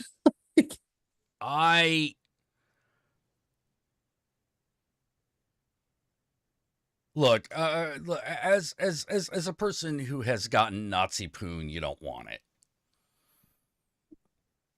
You don't want it. You see, no timeout. What? No. When we say fuck Nazis, that wasn't an instruction. No. I'm gonna put a stop to this right now. Because Jack, I love you. You're one of my best friends, and I love you very much. Yeah. This will now be the 5th time all 3 of us have been on this show, and you've told this story. Yeah, I know. I don't want to hear it again. John, he's already told us this.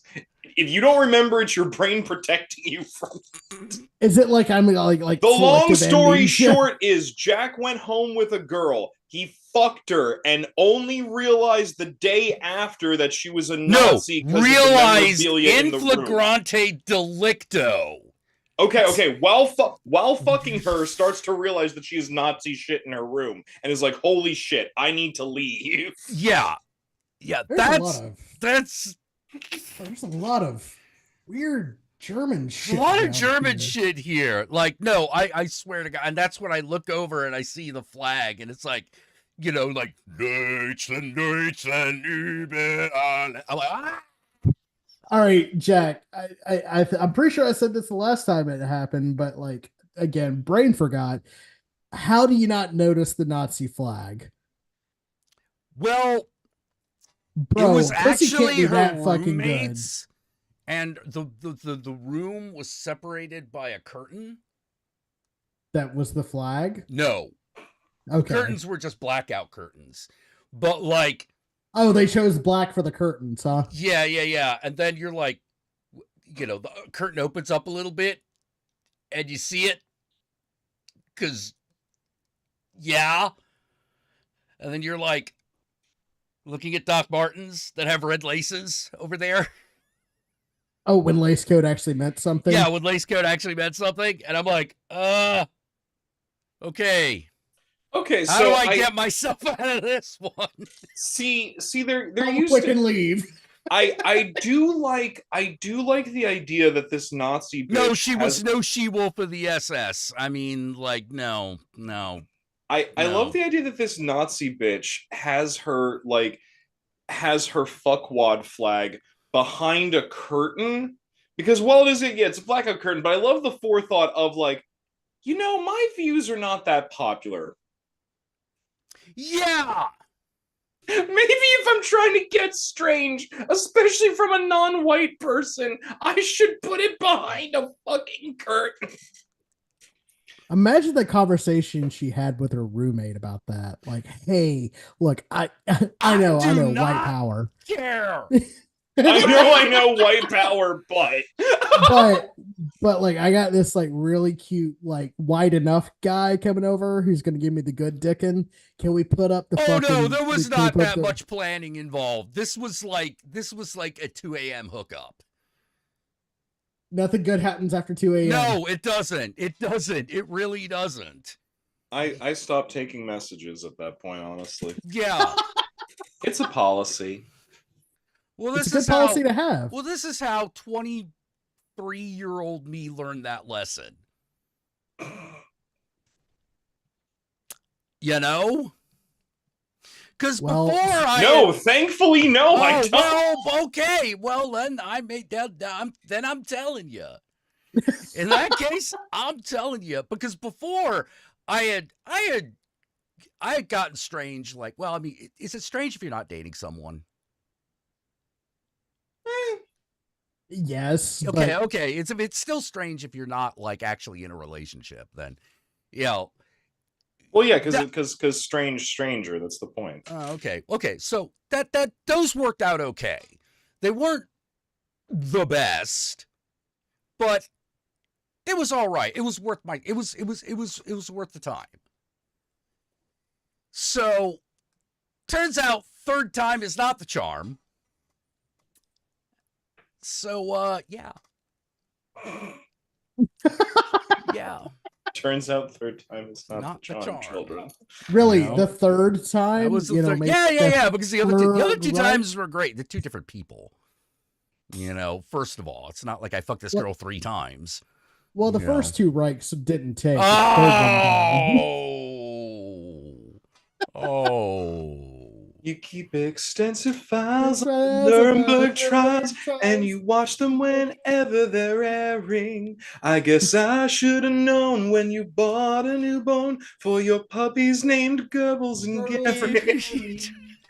I think you're a Nazi, baby. I felt like that song was made for me. It was. Third Reichy, maybe. Yeah, no, somehow Stephen Lynch heard your story through like a concession of bars. Yeah. And, like, Good Lord. No, it's still like one of those moments that I'm like, I literally did have the thought, well, I fucked my way into this situation. Maybe I can fuck my way out of it. Quick, don't react. Act like everything's cool. Finish up. All right, what's the minimum amount of time before it looks real suspicious? 30 seconds. Well, holy shit, one of the maggots who commented on my thing, his thing is literally custom fishing rods. All right, Cooter, what's your fucking opinion? custom fishing rods? Explain. Oh, No, it's and stuff. Oh my god! Just look at. Okay, All right, just, I didn't get any of that. What was this about custom fishing rods? Like you get like for your arm length and like for the type of fishing that you do, that's personally made for you. So you get like the most distance with a customized fishing rod. The guy makes and sells customized fishing rods. Wait, he just came onto your TikTok and was like, customized fishing rods for sale over here. No. He came onto my my TikTok to comment about, well, then stop breaking the law.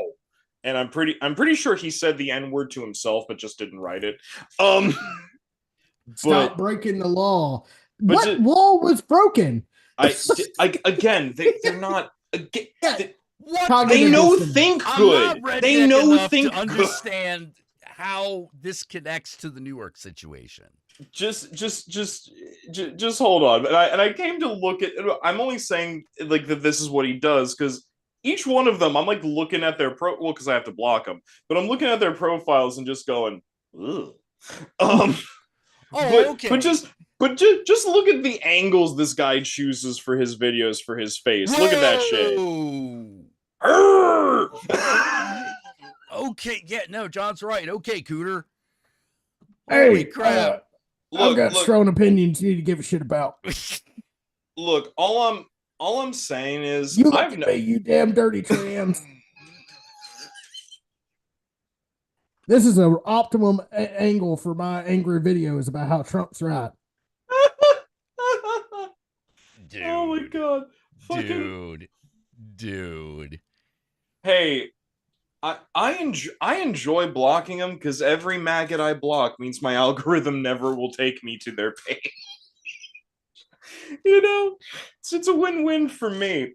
But look, all I'm saying is looking at that, all I'm saying is I've known people who've grown up in hollers, and yeah. If those people can have enough genetic diversity to not look like incest, what's your excuse? Yeah, look at me. I'm just saying. Like, yeah, John looks like a human. Yeah, I've got 10 toes and I got 11 fingers, just like every other fucking person. Like, I know that we're not, look, I know that we're supposed to like accept and love everybody in the sense of in their natural states. We do not shame people for the bodies that they have, for everyone is the way that the genetic crapshoot of life creates them. We understand this. But there are certain times when like the inner ugly just comes out on the face. Oh yeah. And I'm just like, oh, you look like your soul's a little tiny shriveled dead walnut. Yeah. Oh my god. Like it's why we're all pretty. That's why we're beautiful, baby. Goddamn right. But like, okay, so there was one thing that I saw that I didn't know could happen on a person. Now, granted, I'm already talking about my 600-pound life clip. So we're already in bad territory. Jack said, I saw freak. I saw a freak. Did you pay $1 to go in the tent? I should have. But I saw a woman with a fat forehead. I didn't know you could do that. Yeah. Well, it was like foreheads. It's like really fucking thick, and it's got like a fold in between it. No. I mean, like, hold on. I mean, like, okay. Imagine this is Puffy. Like a wad of fat right here. Yeah. And I'm like, dude, I didn't know fat's stored there. Well, it doesn't, but when you drink Mountain Dew for breakfast, like, it's not fat. It's a goiter that's fucking like growing off the fucking cranium. It's nothing but Mountain Dew in that thing. Oh my god, John, should I tell Jack about the tea? I'm pretty sure he knows. I'm pretty sure Jack knows about testosterone. No. Ooh, bitch, no. Yeah, it was like a beluga forehead. Yeah, that's a good way of putting it. I was thinking about it like that, but now that you've verbally confirmed that that's actually a good comparison. Baby beluga in the deep blue sea. You swim so wild and you swim so free. Yeah. Oh my god. I don't think people are supposed to have those. Those? No, typically not. No, John, I mean, should I tell Jack about the iced tea that came the other day?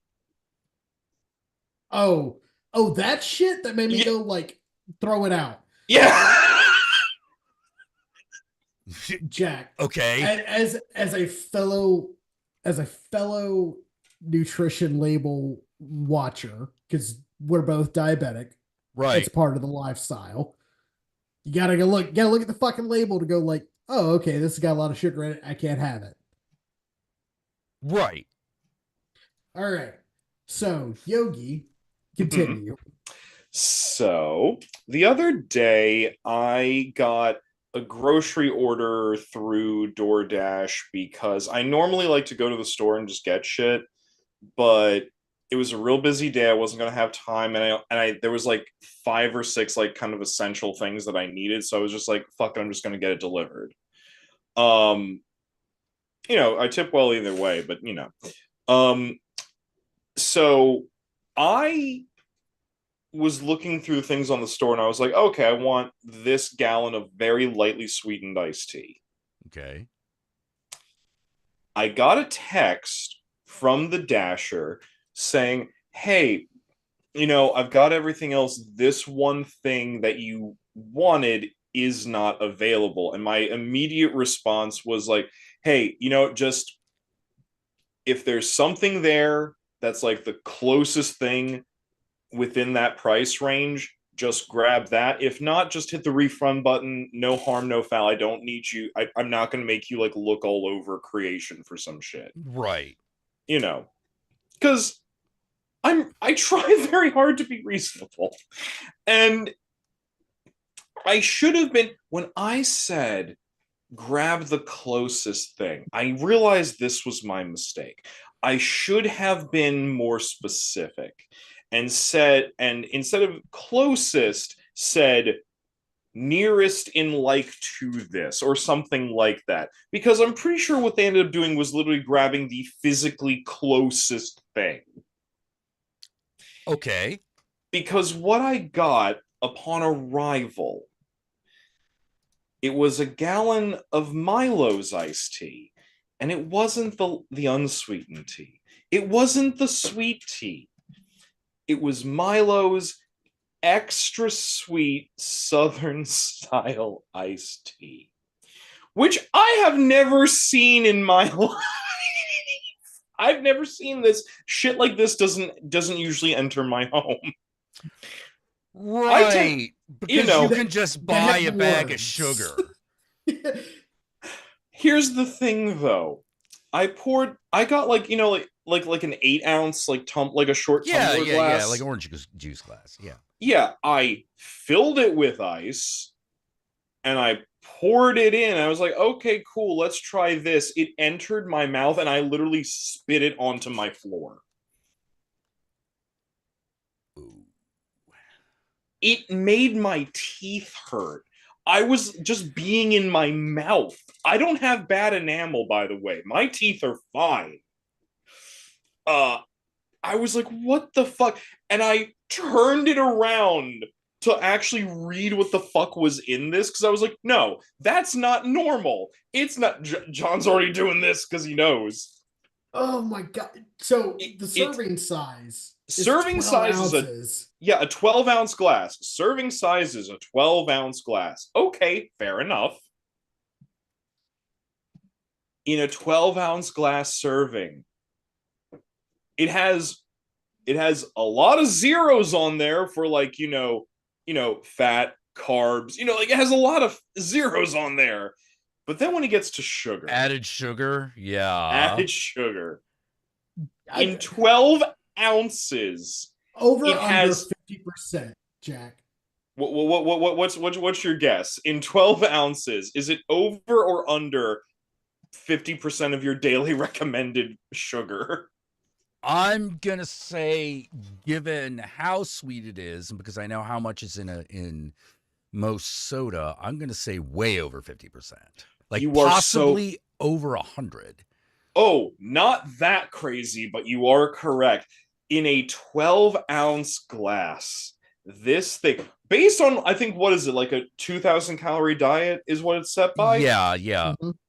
It has 78% of your daily recommended intake of sugar. Whoa. I was like, you can't live this way. Jack. We can't live this way. When they told me that, I was like, I would die. Yeah. like that's more than soda by a lot. That's more than Mountain Dew. Yeah, like that's 20%. way more than Mountain Dew is still only like 23.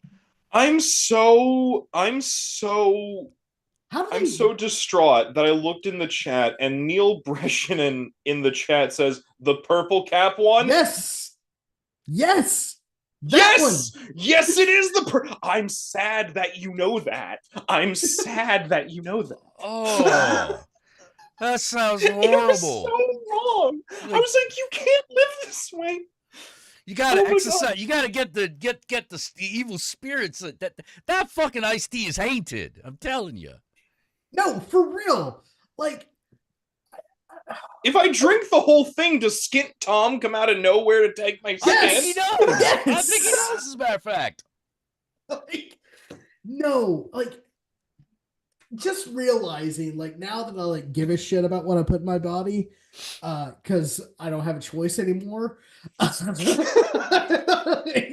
I mean, hey, having choice taken away from you does make you do the healthy option. Yeah. Because, like, you look at added sugars. Anything over 10% is a lot. Yeah, yeah. And like Yoki told me this, and I was like, and like, like the sad part is like I'm going back to past me where I would drink like fat fucking Coke tumblers and dumb shit like that. Oh shit. Yeah. Oh yeah, it's not good on diabetes. Well, you know, I wasn't good with I didn't have diabetes. I just pretended like everything was a-okay.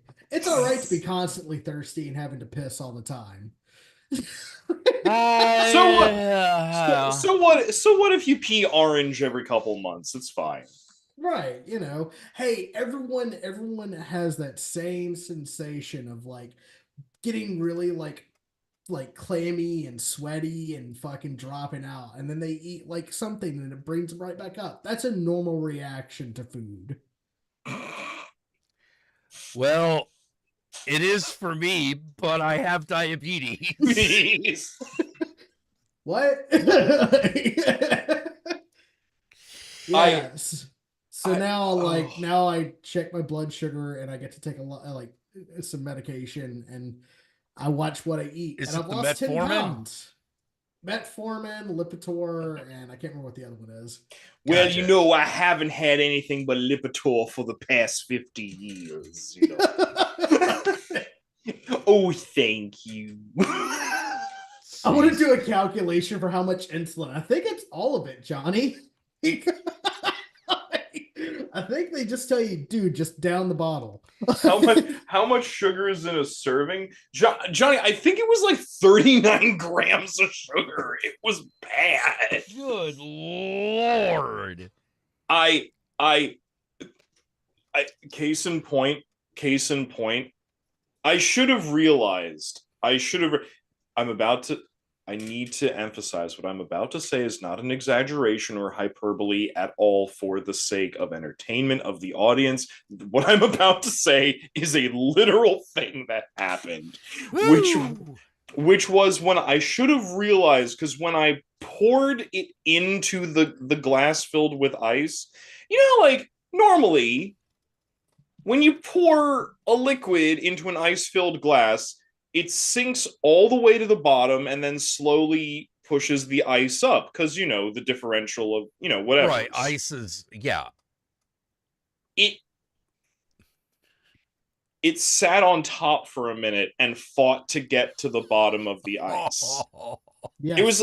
It was like a 2-second sit. It was like one Mississippi, two Mississippi down. But what you drank was brown colored simple syrup is what you drink. Yeah, and I have not felt right since. My body feels off somehow. What was this shit called? Milo's extra sweet tea.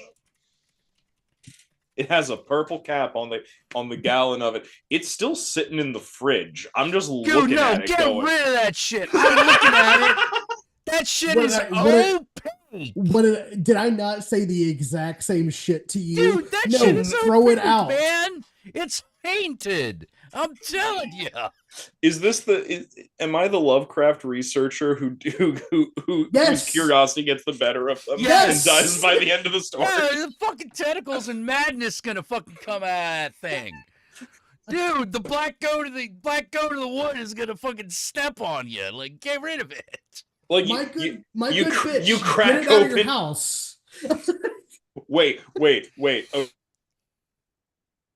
okay, I'm not gonna lie. This is a narrative podcast deep cut for the horror people, but like, wait, Sean, am I gonna crack the top open again? And I'm just gonna hear a cold wind blow. Yes. Just like, just crack it open and just be like, well, hey there, family. Oh, hell no! Oh, there, family. 18 units of insulin for a serving?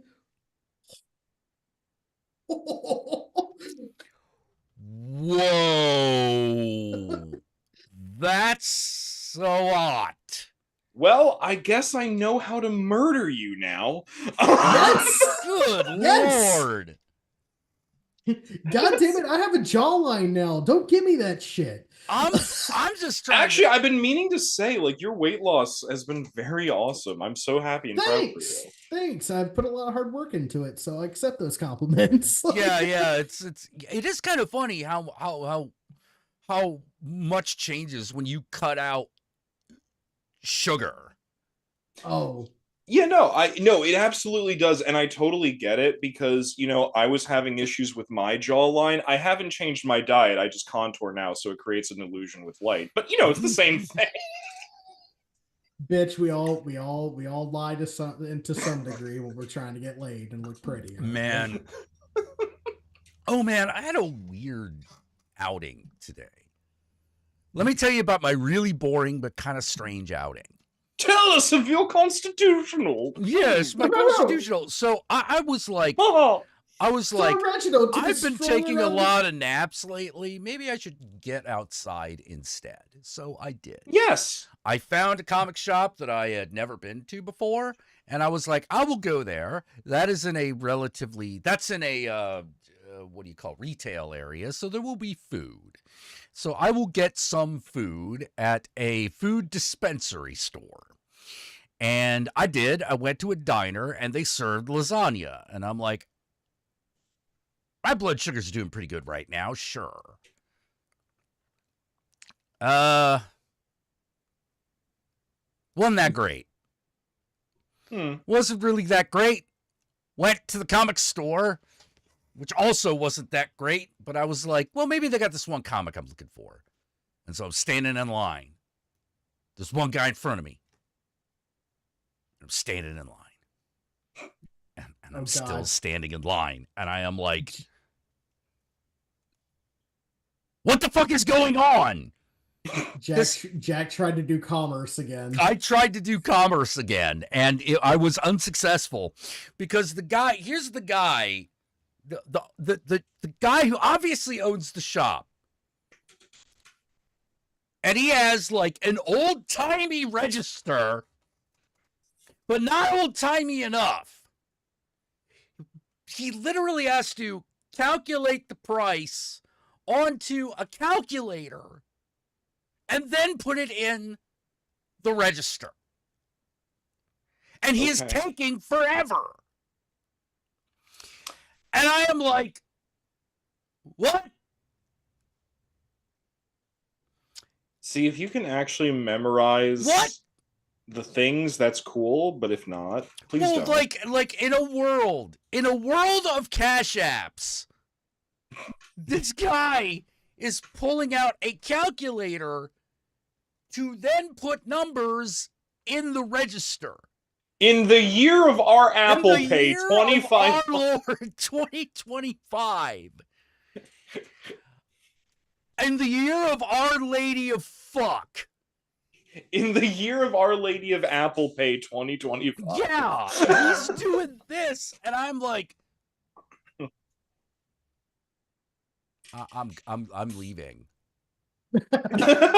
I'm leaving. I put the thing that I had down, and I left.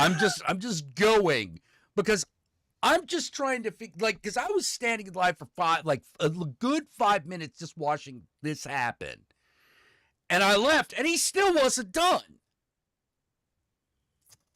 He probably wasn't even close, and I'm like, how many things is this guy buying? What is happening? I'm just going to go home.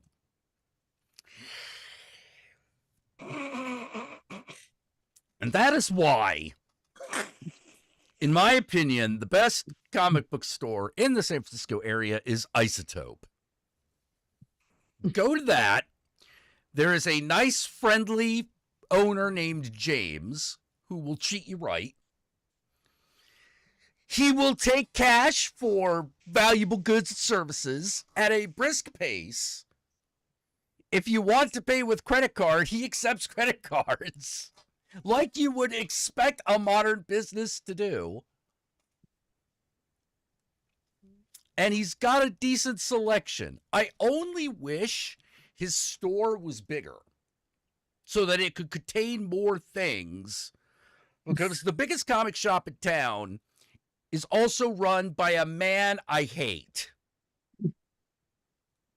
I just wish it was bigger. Isn't that always the way? It is always the way. It is always the way, whether we're talking about cock, cup size, or comic stores. And yes, John, I know you're wondering. I am just sitting here cross-legged going, Of course you are, you delicate little flower. I don't need to. The camera doesn't see below my busset line. I don't actually need to be committing this much to the bit. But yet here we are. And yet here we are. And your fucking thigh high like socks, and your I am a professional, god damn it. Oh, I'm sorry, fishnets. Thank you. Though I will admit one of the best things about late spring and early fall is the ability to combine like thigh highs with jean shorts. It is really cute. It's a really cute combo. I agree. I like looking at people that wear that stuff. And that's how I got my lunch for free. Well, you didn't get it for free. You paid a price. My dignity was sold out long ago. This is on credit. Hey, baby. There's a Well, Jack, you talked about your fucking terrible day of commerce. Jack, my poor day of commerce. Yeah. You want to hear about John's bad day. Oh. You want to. Oh. It ended with the cops coming to my store. What? Joy. All right. To protect the identities of the potentially innocent and the untried, I will not be using names here. I will be talking vaguely. But for those of you that don't know, I currently work in storage management, which basically means I sell people storage units and occasionally lock their shit up when they're not on time with their payments. Oh dear. So this has to do with the latter of those fucking responsibilities. Also for context, John lives in Michigan, and now I just want you to think about the average Michigander and scene. Yeah. Okay. Yeah. So I'm at work doing work things, and I get a call, weirdly enough, to my own personal cell phone from our customer care center. And I was like, okay, what's up? So-and-so wants to talk to you about their bill. Okay. I've already had this exact same conversation with other people today. No big fucking deal. What's his name? Blank blank. Blank blank is someone I've had to deal with extensively. It's one of those customers, your regulars that you have to fucking put up with and are absolute fucking menaces. Yeah. So he calls me. First of all, not even his fucking unit. It's his dad's unit. Oh. Yeah. This is already going downhill fast. So I was like, how can I help you? Well, I'm mad. I just wanted to see what my bill was. I said, well, sir, your bill is $360.35. Why is it that high? Well, because your dad hasn't paid his fucking rent since March, since the last day of March of this year. And I'll have you know, it's May 10th or May 9th when this happened. Right. So shit just rolled over. So, Right. He's You know, like, it's kind of how it works. Yeah. He's like, well, why is there an extra $30? I said, well, the reason why there's an extra $30 is because the second month of rent rolled over, and then 5 days after that it wasn't paid, so we added another $30 on top of that. Well, I don't see why you should be adding $30 on. Yeah, that's the late fee. Yeah, and I said, well, that's the late fee. Well, I don't see why that should be added. Well, why not? Well, the paper that I got sent to my address says that blah blah blah. And I said, when was that paper sent to you? And when was it addressed? The 1st of May. And have you noticed that it's the 9th of May? Right. So well, yeah. Well, I think you're just trying to bullshit me and try to steal my money and try to steal my stuff. And I said, like, could I have been an asshole and fucking argue with him over the phone? Sure. But I have chosen an enlightened path. So I just go, no, and hang up the fucking phone. Right. Now, question, do you have the authority to waive late fees? I'm not going to do it for this asshole. Well, okay. All right. Just checking. Because that's what I would have done. It's like, if I could pay the rest of this now, could we get rid of that late fee? No, Secretary Joker, I believe the chairman asked you, do you have the authority?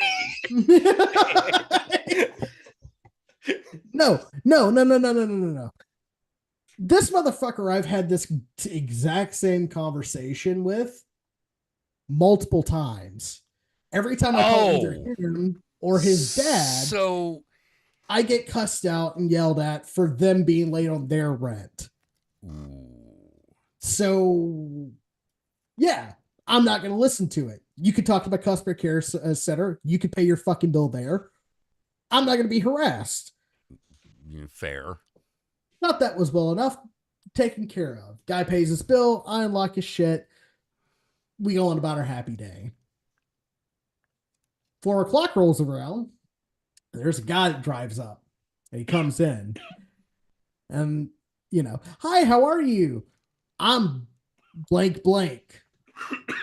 Oh, well, nice to see you. I'm so glad you came in. What can I help you with?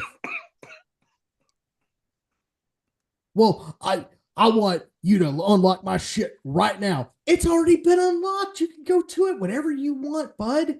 I unlocked it the minute you paid your bill. Kind of like how our deal works. That's kind of how that works. Yeah, exactly. Yeah. And he is like, well, I'll ever want you talking to me ever again. You're rude and you have an attitude. And I just went, you know what? You can get the fuck out of my store because I'm not going to deal with this shit. Every time I talk to you or your fucking father, you both have a shitty attitude and treat the people you're talking to like absolute fucking garbage when we're trying to help you out or trying to figure out if you can pay your fucking bill. And every fucking time, it's not our fault that your shit's fucked. It's your fault because your dad has not paid his fucking bill in 3 fucking months and he's going to get his shit auctioned off one of these days when you're not here to fucking wipe his ass about it. I'm not contacting you anymore. I'm not going to fucking email you anymore. I'm not going to fucking call you anymore when the shit goes down. When your stuff goes up, it goes up because I'm tired of being harassed like this by you. Oh, I never harassed you. Yes, you fucking did. You're doing it right now because he walked in and did that, that stupid masculine thing that a lot of guys do where they shake your hand and try to crush your hand. Oh, for real? Yeah, for real. When you're coming in to like get your, why does he even need to be talking to you? That's what I said to him. I said, "You're not even a customer here." Well, it's my stuff. I'm my dad's like executor. Great. Your dad has signed a lease, not you. Your dad is the one that's on the paperwork, not you. Your dad is the one that's technically our customer, not you. So why are you being involved in this? Now and that's one of those things, right? Where it's like, I'm sure if that was the case, there's probably a way through paperwork to get that noted. Well, he has not done that. There's an even easier way to deal with it. His dad gives him the key to the storage unit. No, he has to transfer it. We have to transfer to cover our ass, we have to have a transfer of fucking ownership. Oh, if that happens. Oh, okay. All right. Because you got to think about like storage units, like apartments. You signed the lease. Technically, it's yours under your fucking name. If so and so is using it and they're supposed to pay the bill and they don't, it's on the person that has their name on the lease. No. What I mean, if he's just here to pick up shit, get shit out of the unit that's been paid for, his dad. He wasn't here to pick up shit. Oh. He was here to start shit. No. Now, I am being reasonable, just trying to think about how to get shit done. Yeah. Now, I'm a short guy. I'm fine with that. I'm a short king. I rock it. Right. This motherfucker's trying to intimidate me, and I'm looking him eye to fucking eye. Okay, so he's not a tall guy either. No. And I said, you got to get out of my fucking store. Well, how about I call the cops? Call the fucking cops. See if I give a shit. Call them right now. I'll wait for them. I'll wait right here, right beside you for them to come in, and we'll have this conversation together about how you weren't even a customer here, and yet you're trying to fucking force me to give you information. That's illegal, and I could lose my fucking job for that. That's not going to happen today. I don't care how much you fucking cuss and yell at me like you've always done, and how many times you've cussed and harassed and physically and threatened my store manager, who's a woman, with physical fucking violence because you didn't get your fucking way. Oh. That shit ends today. And if you got a problem with it, we can get the cops involved, and I can make sure that you cannot come to this fucking facility nor contact it. Do you want to do that, or do you want to just walk out? And again, like, I'm not the most intimidating person in the world. He chose the cops, I'm assuming. Oh, yeah. I'm not the most intimidating person in the world, right? I mean, both of you've known me for a while. You've seen me when I get angry. I can be a little bit fucking scary, but like, I'm not terrified. You're not like The Rock or John Cena sized. Right. Right. Yeah. I'm an angry short guy. He's on the fucking phone, calls 911, hangs up the fucking phone. He calls the cops. Mm-hmm. Hangs up the phone and then drives away. The fuck? That's what I was like, what fucking pageantry is this bullshit? What's going on? Okay. Yeah. So I'm outside hitting Lady Benjamin because, I live in a legal state, and thank God I do.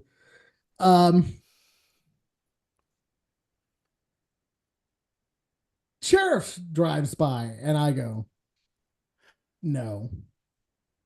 And then they like do a Yui, and I was like, oh, fuck. And I'm on the phone with Jesse, and I'm like, hey, hon, I'm gonna have to get off. The cops are here. And she's like, what? And I said, I'll explain later. Cop gets out of his car, and I said, hey, man, I'm assuming you're here about someone calling 911. And he's like, yeah. I was like, yeah. So the person came in here was harassing me and has been harassing me and my store manager for a hot minute about his dad's unit. It's not even his unit. It is not his unit, sir.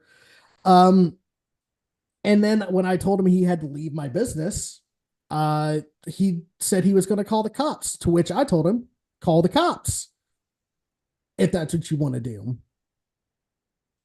And I'm assuming that's why you're here. He goes, yeah, guy had a 911 call. We heard arguing about bills and stuff like that. We thought it was a domestic. And I would laugh, and I was like, nah, No, but he was a bitch.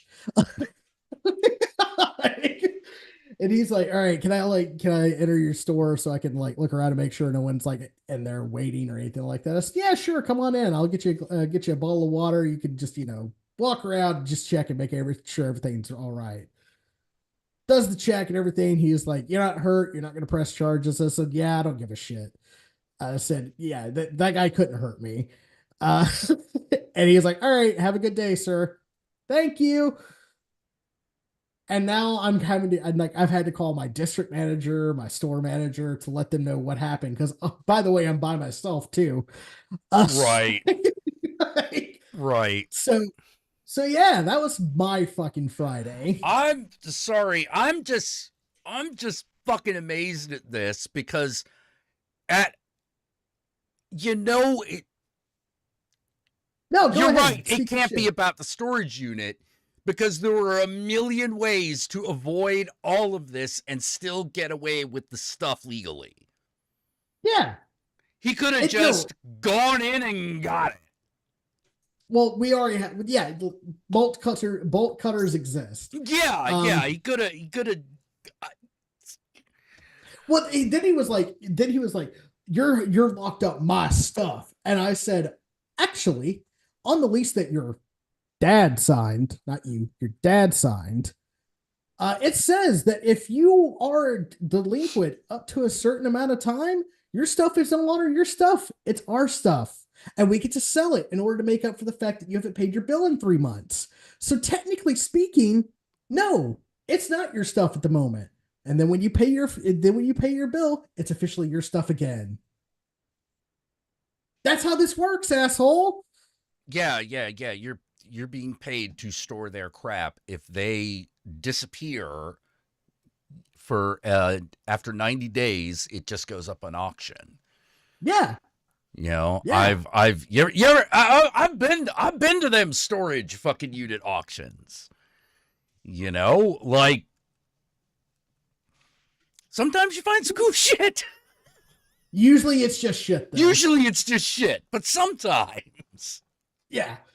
Yeah, no, as someone who works in the storage industry, like, yeah, most of our auctions are just like, yeah, Joe Bob left his storage unit that's got one table saw and like a moldy box of old magazines. Ooh, I'll take the table saw. I can use a table saw. I'll put a $90 bid on that online. So yeah. Oh my god. The whole time though, like I've been in and out of fucking phone conversations with Yogi. Called the cops on my cashier claiming that she stole her cell phone. Because Yogi's thing is to call me at 3 in the afternoon and like talk about their day. No apology. Oh my god. Oh, thanks for the donation, Riggs. A lady called the cops on cashier claiming this cashier stole her cell phone, but when the cops showed up, another customer found the phone in the aisle and the woman walked out without an apology. Yeah, that doesn't surprise me. That's about right. That's about right. Yeah, it doesn't surprise me because it's never their fault that they're an idiot. No, it's always our fault that they're an idiot. Yeah. I've never quite understood that because I just want my shit back. I don't need to have like an argument with a manager. I don't feel good after having an argument with a manager. Yeah, because you aren't an asshole by most metrics. By many metrics. Like, yeah. You gotta have. I can be because you have to have done a very specific thing, right? Which is acted like me being a customer is a problem for you. Now, well, I'll tell you this: if you're a problem customer, I will treat you as such. Yeah, but here's the thing. Sometimes, the last time I got really seriously angry, this was a while back, going through the DVD section of an Amoeba Records, and I got like a stack of things I'm going through, like everyone does. And I see something like over here. So I leave the stack there. I go over to look at the thing. I'm like, oh, okay, I had this stack. Come back over. The guy's already putting the DVDs away. And I'm like, oh, actually, that's my stack of DVDs. You know, you don't have to put them away yet. I'm planning on buying some shit. His response, instead of going, okay, and then moving on, his response was, you're not buying anything. I was like, excuse me? What the fuck was that? Why don't... Now I'm not. Now I'm not, you know? So why don't you fucking... Why don't you fuck off then? It's like, well, this is just making more work for me. Oh, well, too fucking bad that you're going to have to do your job at some point. Give me that fucking stack and let me pick some shit to buy. How about that? Because it seems to be a store. You know, like...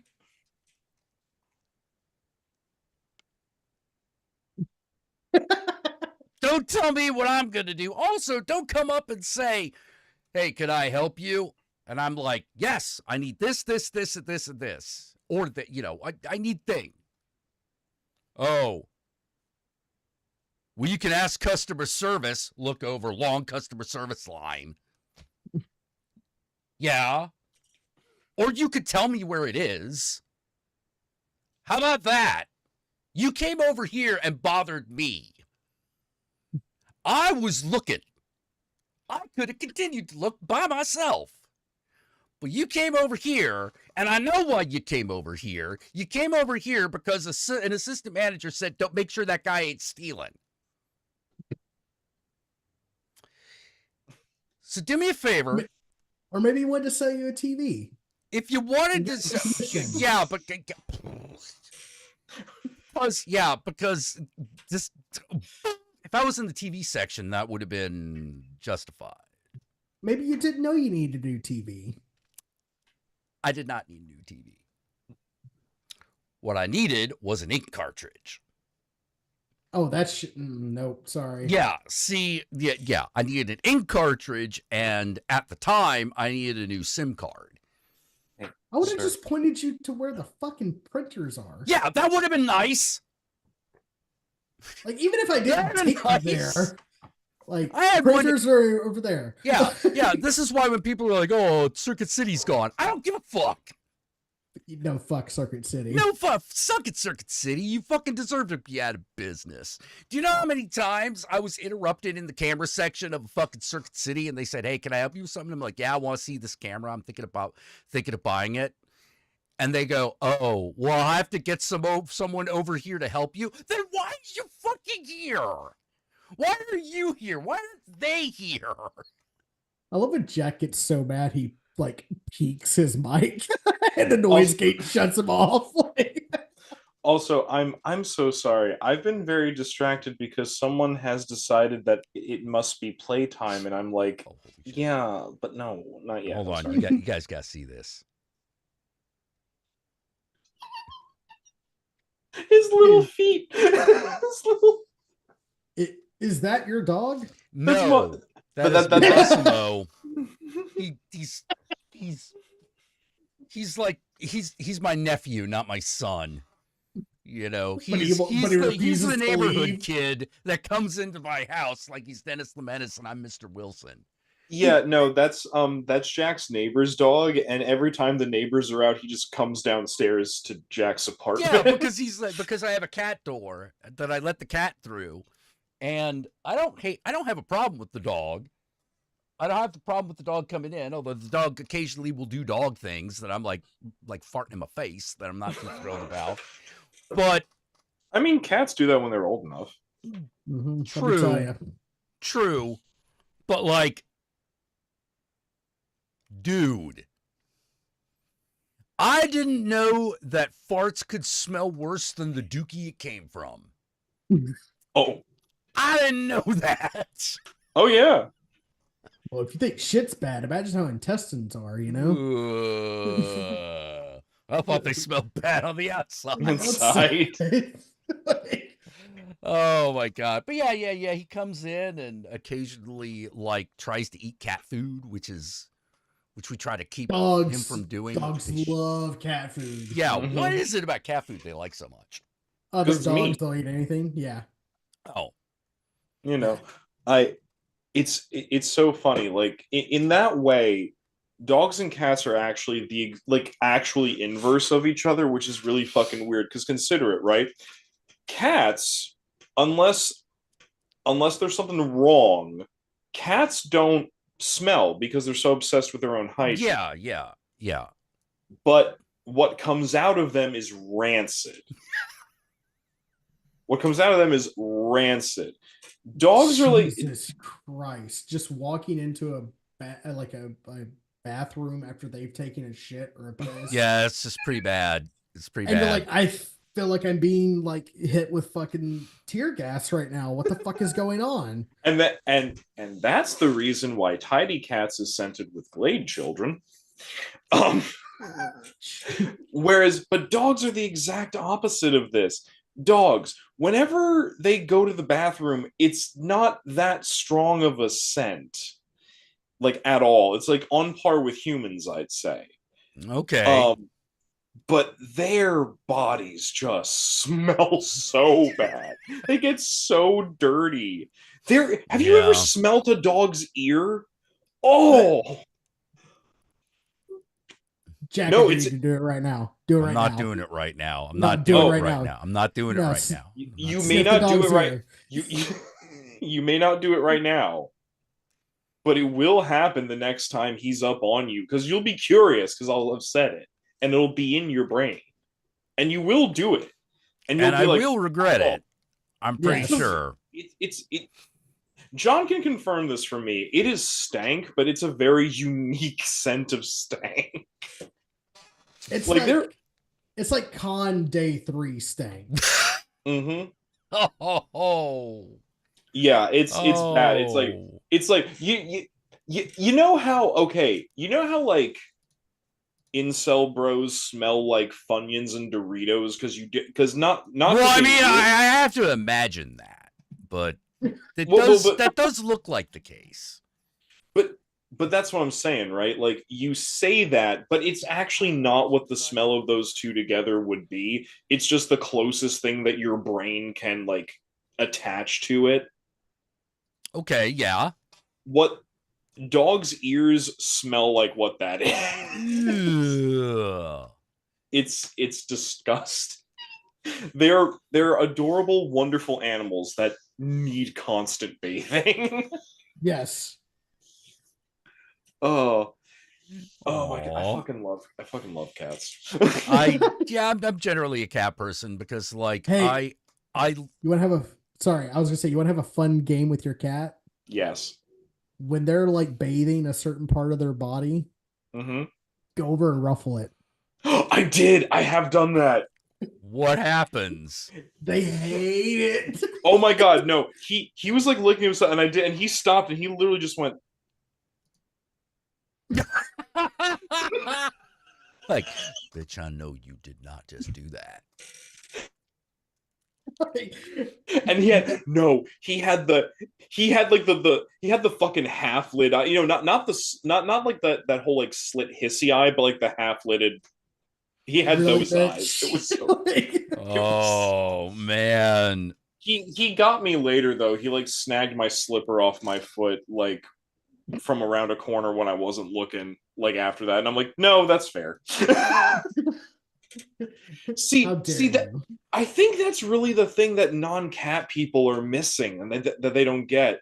Whenever they see like humans loving cats, even though the cat's being an asshole about something, and they're like, I don't understand how you get. No, you don't understand.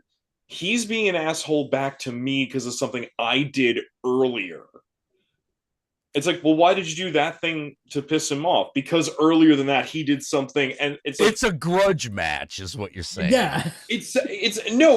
well, kind of, but it's like, it's that thing you do with roommates that you actually like. Do you know Fuck what I with mean? them. Yeah. Yeah, have you ever like saw like seen your cat like sleeping and you just like shake him real quick, be like, hey, you're sleeping too good.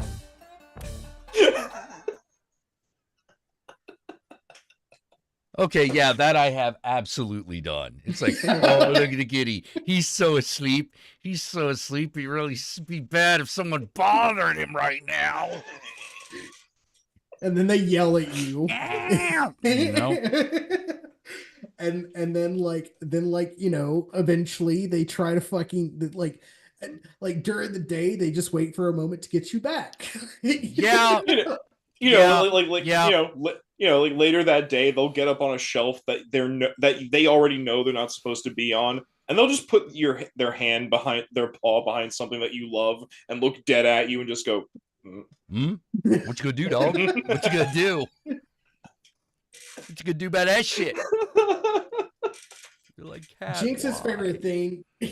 Jinx's favorite thing is like waiting until you get like sort of comfy and then like stabbing her paws into vital parts of your body. You know, hey, is this your liver? Oh my god. Oh my just like god. when they start making biscuits on you, but they flex their nails a little too wide, and it's just like, wouldn't it be a shame if like Oh, you little shit. God damn it. Oh man. You can't have that relationship with a dog. You can't. Yeah, because you fuck with a dog and they're just like, oh man, that's so great. Oh, attention. I love attention. And you're like, no, I'm trying to fucking make you mad. No, I love this so much. You're petting me. Yeah, like, you know, like your dog is your dog's like a dog's personality is like the dumb friend in high school that like you were kind of misanthropic about at first and tried to bully a little bit, but they were just so pleasing that you just went, I would kill anyone who fucks with you. You're a fucking idiot and no one likes you. Yeah, but you like me. No, that's exactly. Oh my god. And they're constantly fucking up and then like looking at you like, look at it. I jumped the fence again. Yeah, you did. Yeah, you shouldn't do did, that. buddy. I noticed. Look, I'll do it again. No, No, don't do that. Don't do that. God damn it. Okay, here we go. Look, I did it again. It's why I loved Jack. I know you don't like Disney, but and it's fair because Disney's an evil corporation. Mhm. But it's part of what I loved about Up so much is because when they did the dog, yeah. Yeah, I'm just like, no, that is exactly how a dog. I have just met you, and I love you. I love you. I hid under your porch because I love you. Can I stay?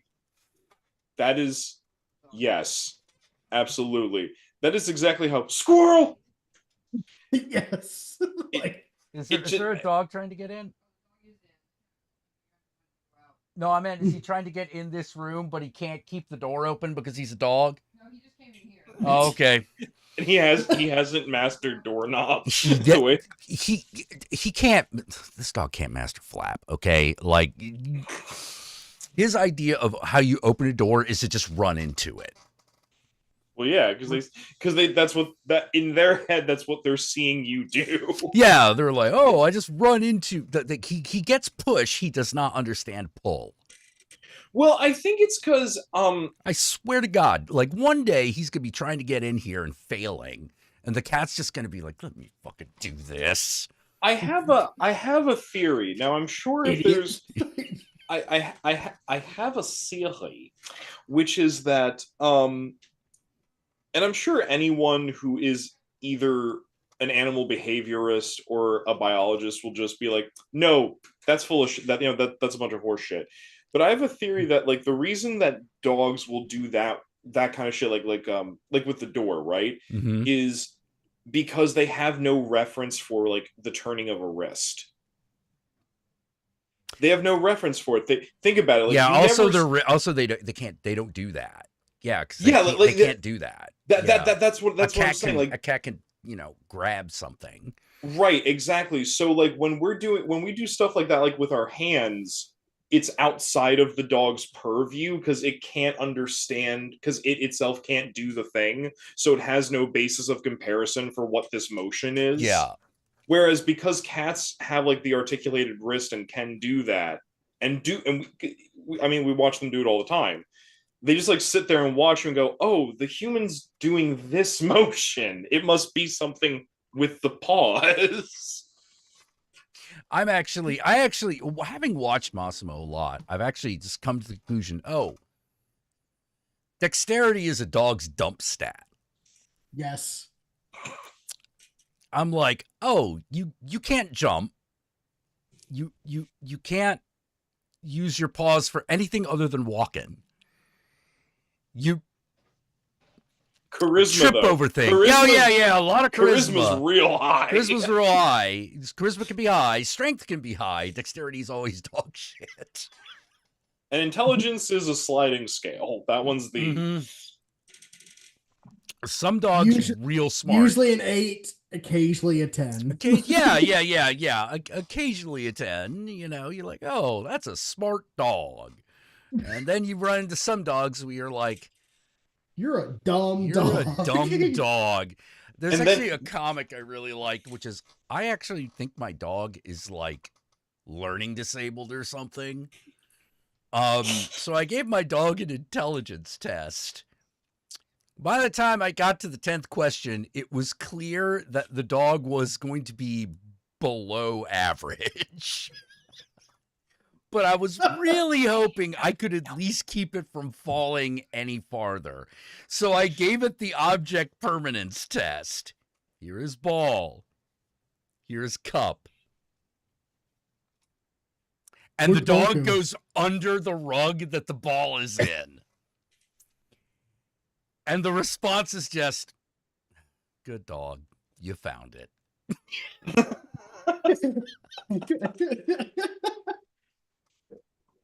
Oh my god. But fuck. Like, oh no, but a weird occasion is when you find a dog that has high intelligence, low wisdom. Oh, a husky. Mm-hmm. I know you want to talk shit because of the husky over the other side of the fence. I know. He just won't shut up. He won't shut up. He's Mom, he's barking at 3 a.m. again. You know what that husky's saying? Hey, cat, I'm barking at you. Can you tell? I'm barking at you. I'm barking at you. He totally can see my cat like from the window. He totally can. That's the thing. And it's huskies, so they're just like, there is no quiet time. Meanwhile, Apollo just sits there and stares at him, contemplating. And I know what it is. It's like a Hannibal Lecter moment. It's a moment of, if I had you, do you know what I would do to you, dog? Huskies cannot stand moments of inactivity until they are actually asleep. They just, holy crap. I love huskies. I think huskies are awesome, but they drive me crazy. Now, you see, I said high intelligence, low wisdom. Here's the thing about this. Husky is a very good example, but there is an opposite example of this within the same spectrum as well of high intelligence, low wisdom, which is, have you ever encountered a borzoi? No. I'm not even sure what that is. Oh, you totally know. You have seen one before. You just didn't know what it was called. And you may have just gone, I think that's a weird... The big... Okay, the Russian wolfhound. Yes. Yes, the one that looks like an Afghan, the one that looks like the drunken offspring of an Afghan and an Irish wolfhound. Yes, yeah. Yes. It looks like a Renaissance painting of what someone thinks a dog looks like. Yeah, well, you could put a horn on that and mistake it for a unicorn. The funny thing is this is the dog breed that you actually do see in all like the court paintings. It is that dog. Oh. Yeah, no, they were very, very highly prized. Look, by, look, Chihuahuas are lovely, but we all know that they're low intelligence, low wisdom. You know, like oh, absolutely. yeah. But here's the thing about the Borzois, right? They're very smart dogs. They're very smart dogs, but they have low wisdom. But when I say low wisdom, I mean they are just riddled with anxiety. They're just riddled with anxiety. Like they will like if you change What? their routine. Yeah, I'm being a dog racist. Yeah.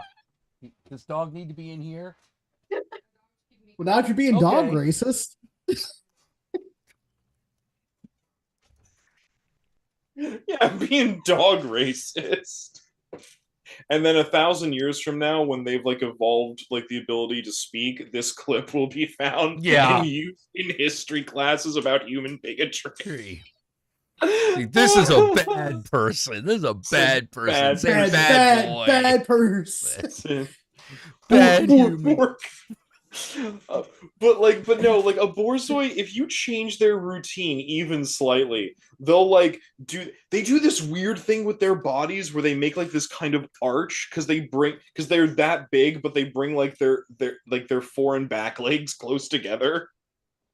And it's just like this weird hunched thing, and it'll just go like it just loses its mind. I do the same thing when my routine gets changed too, so I understand. Oh my god, like there are literal social media channels dedicated to the concept of, hi, we own Borzois and we love them, but they're also awful, and here's why. See, that's the reason why, like, if I ever get another fucking dog, I want one that's a fucking mutt. It's when you get those pure breed ones that are just like, they have a lot of fucking issues with them. They really fucking do. We love them, but they do. And honestly, cats are kind of the same in that regard. Well, not absolutely. It's not as bad as the dogs because Depends on what breed you're talking about. Like I love how neurotic Siamese cats are. Yeah, pretty neurotic. Yeah, they are so neurotic. And I had the joy of my life, which I once met and knew a Siamese cat whose meow was broken. Because you know how like they're very proud of that very elongated Siamese meow that they usually make. Yeah, yes. Thank you, Jack, for demonstrating. Yes. Theater, yay. But I knew one whose meow was broken, but I don't think she knew. Like, I don't think her brother lived in the same house and had the proper meow and everything, but I just don't think she ever registered that hers was broken because she kept her mouth open as if she was. I was about to say she did the meh. Yeah. It was the greatest thing. Oh my god. And they both okay. My friend who owns them, she has one, you know those showers that have like the solid glass doors? Mm-hmm. And you can like still see through it? Yeah. Like, now theirs is frosted, but you can see the person still. Right. Her cats see her go into her shower and they watch her. They can still see her. There's like a top part that they can look down on her. They can still see her. But the door closes and they start screaming as if they are never going to see her again. It's a portal to another dimension, you know? And they just don't stop until she comes back out. It's the funniest thing. Oh my god. Okay, here's a type of cat that I have like some experience with, not a whole lot, but I find it very interesting, is the hairless Sphinx. Mm-hmm. I like the hairless Sphinx, but you know how a cat is really into its routine? Mm-hmm. All right, Sphinx cats are like double that. They are really into the routine. Like, they demand that if something is supposed to be a specific way at a certain time, they demand it be that way. Whereas most cats will just be like, meow, meow, and they'll get upset, but you'll be like, what? No, the Sphinx cat lets you fucking know. Oh, your cat doesn't show you what they're mad about? No. Oh, my cat does. Mine does not. Mine does, like, I'd say 2/3 of the time. There's a third of the time where he just screams at me, and I literally just go, "What? You usually show me. Why are you not showing me?" Yeah, a Sphinx Which is more cat, confusing. if you take a shower at an odd time, it gets mad. How does this express this? This is expressed through, like, it meows like other cats, but they don't meow as often. But when they do, it sounds like something's being sucked through a carbine harvester. Like, they are clearly upset, you know, and they're angry about it. You know, like,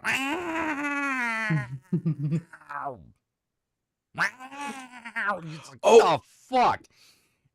Oh, wait. So they sound like that overused sound clip of like a Hollywood cat screech. Yeah.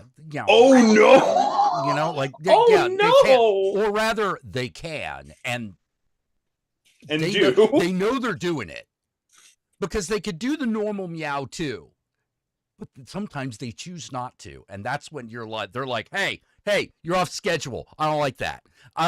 You're not supposed to be in there at this period of time. This is the period of time when this happens. Okay.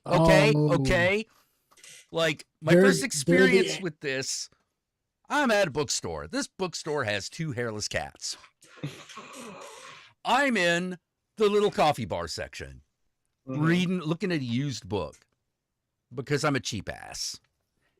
And all of a sudden, I notice old facehugger cat coming within my field of view.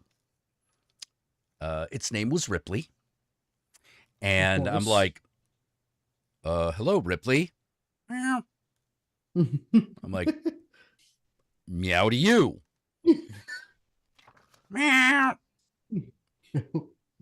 What? I am not your owner. Meow. Goes over to a door that's unlocked and open, but not like all the way, but like a cat could clearly like to slink in. Goes to the door, turns around, meows at me again. And I'm like,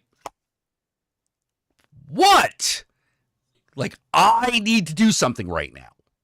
It is now my job to do thing. And all I can think of is, okay, so I push the door open and I realize, oh, that's the office. There's no one in the office at the moment. I probably shouldn't be there.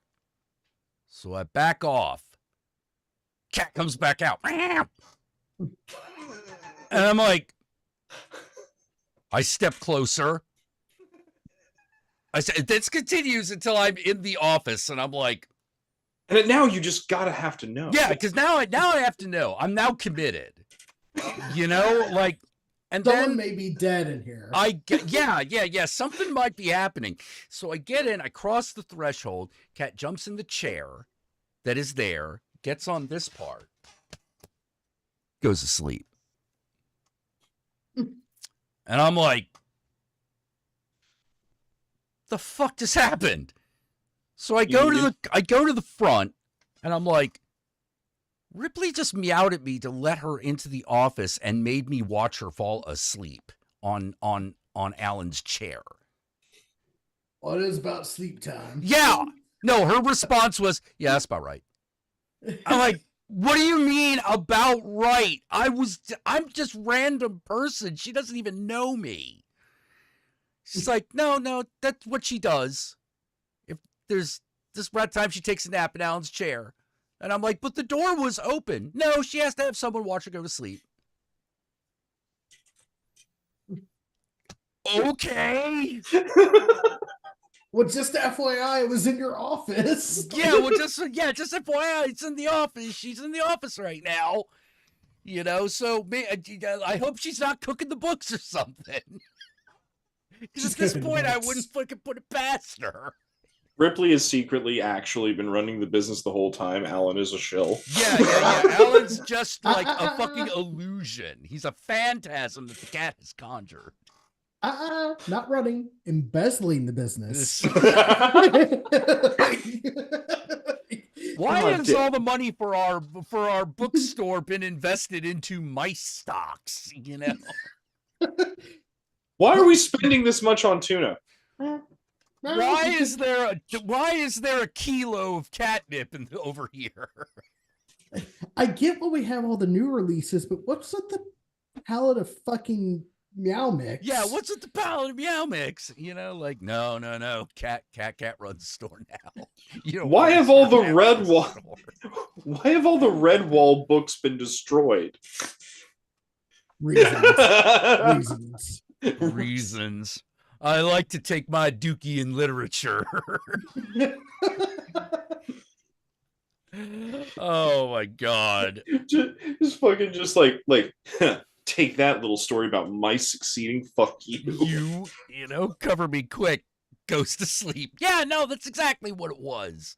That's exactly what it fucking was. And I'm like, and I was talking to other like Sphinx cat owners, and I'm like, do they all do that? And they're like, yeah, they all do shit like that. I mean, maybe not that specific thing, but they all got a thing where they're like, human, you do thing. And I'm like, Meanwhile, you can go up to any short hair orange tomcat, even ones that you don't own and haven't met, and just pick them up, and they go. Yeah. Orange tomcats are really friendly to people. Anything else, they turn into a dimensional portal of teeth and claws. Well, it's weird because short hair orange toms are actually really like overtly friendly to. Excuse, sir, the drawer is not for you. We closed the drawer. Stop opening shit. I love you.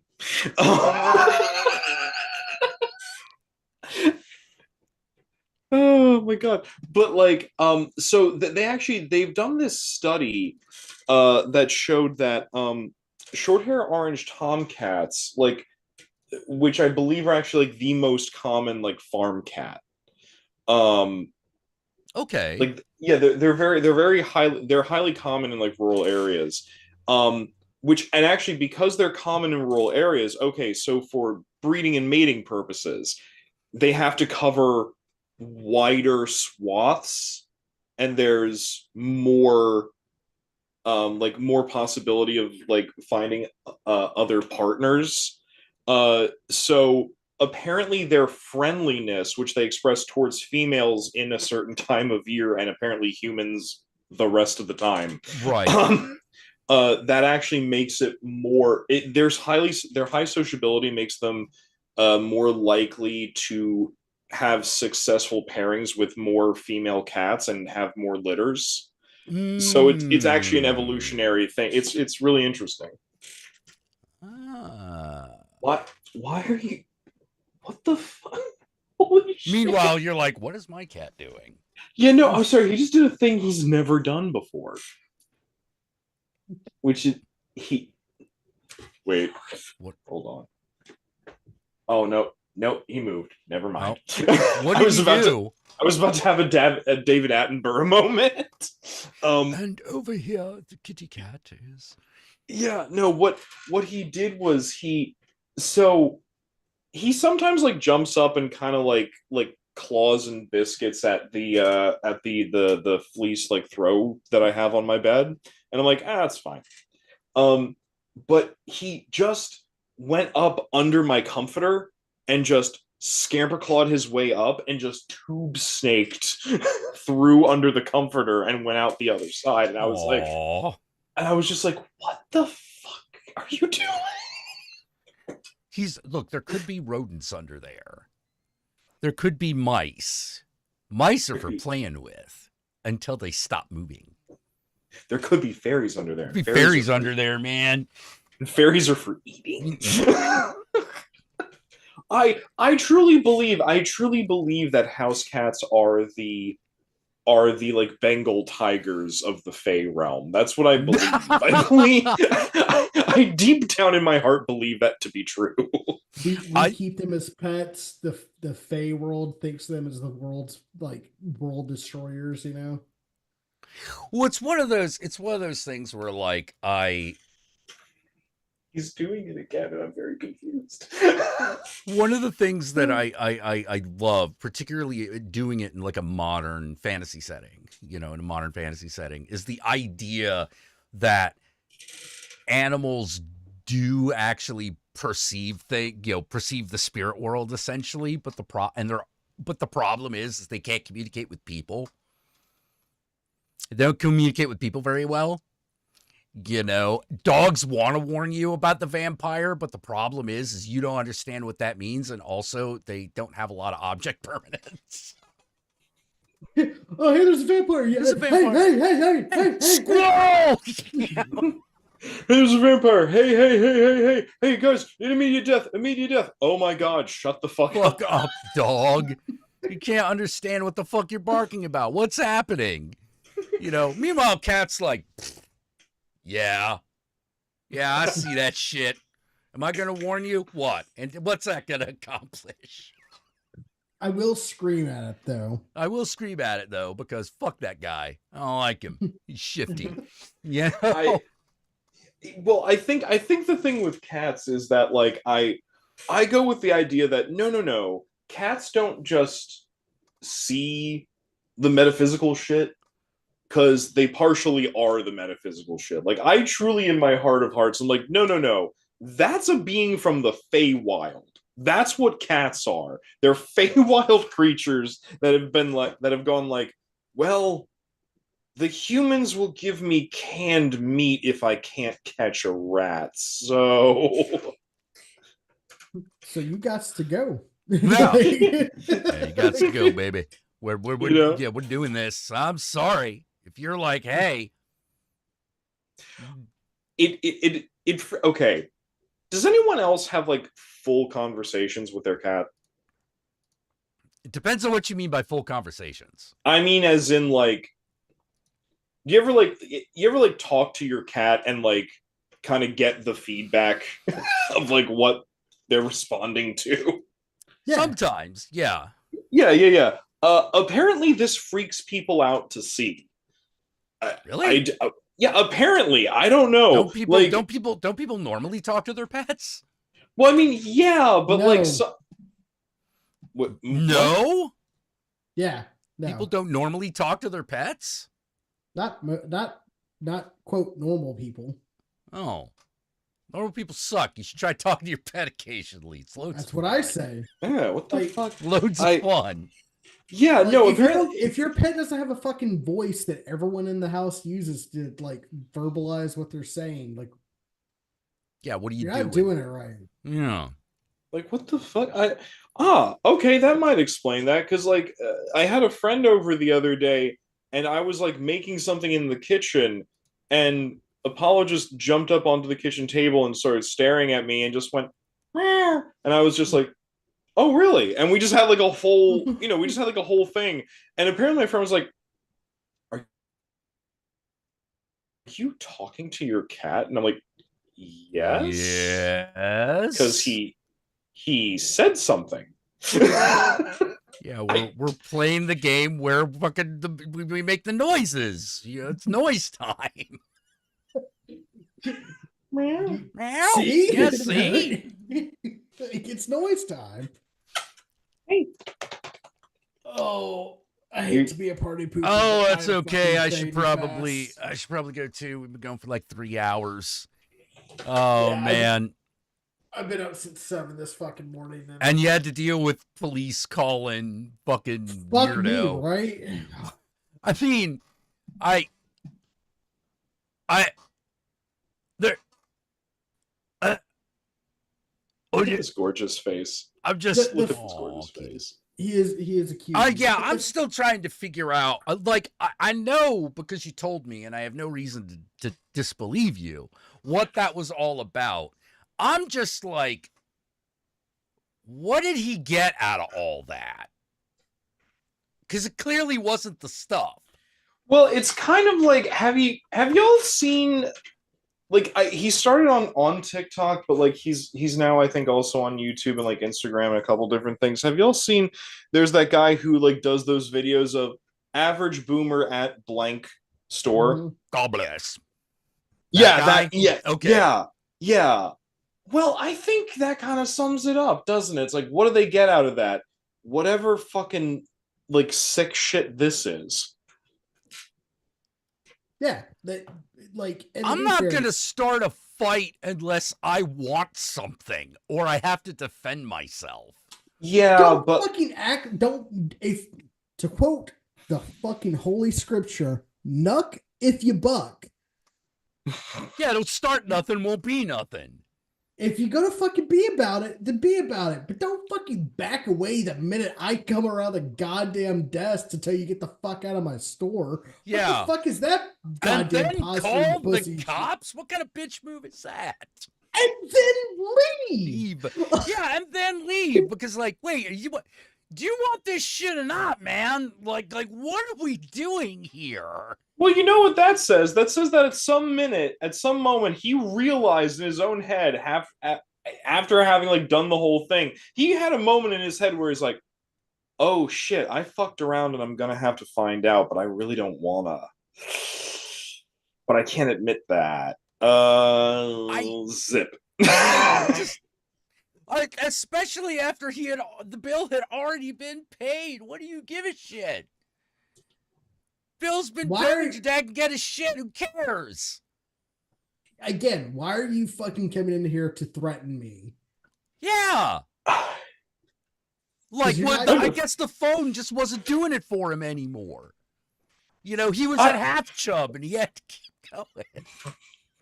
Yeah, no, like, I never threatened you. I just told you I'd rip your head off and shit down your neck. That's not a threat. no, I never threatened you. I just yelled and cussed at you. Well, sorry you don't think that that's threatening, but it is, especially when you're talking to, you know, not to me. I don't give a shit. I'll just whip your ass.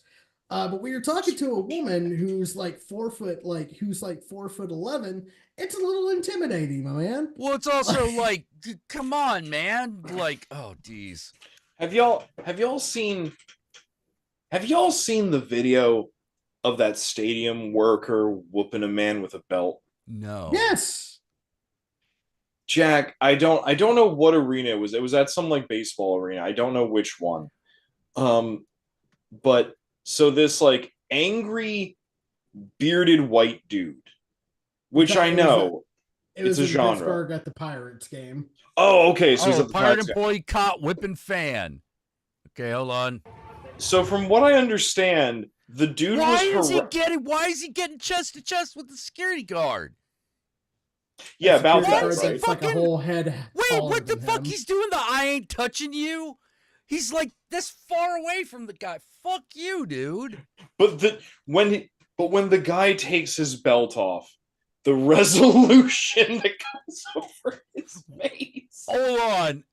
I got okay. Now, okay, the Pirates guard is getting a little pissed. Whoa! Damn! Holy shit! He just fucking socked the guy. Mm-hmm. Fucking now the guy's trying to run, but he can't. And he goes to the other dude. He's like, "You gonna test me?" I'm like, "No." Yeah, correct answer, buddy. Correct. Oh, now he's taking his fucking. Oh, you guys gotta see this. Oh, you guys got to see this. This is fucking wild. I'm just like, I'm in awe of like the audacity here. The audacity. Like, what the fuck did motherfucker think he was gonna prove? And there's always some fucking woman who's like, "There's kids around," that just screams in the middle of a fight like it's ever gonna fucking call security. Hey, I am security, bitch. Okay, so we're already a little bit into it here, so let's go back. Let's watch that in an instant replay.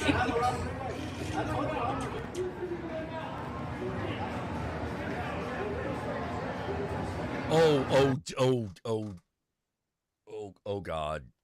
This has got to be the whitest motherfucker on the face of the earth because he doesn't know what that look means. You saw it right He when it did not happened. have that visceral reaction of, oh shit, I have fucked up. Come here. I want to talk to you. Come here. Come here. I was like, oh shit, no. Oh, he's done.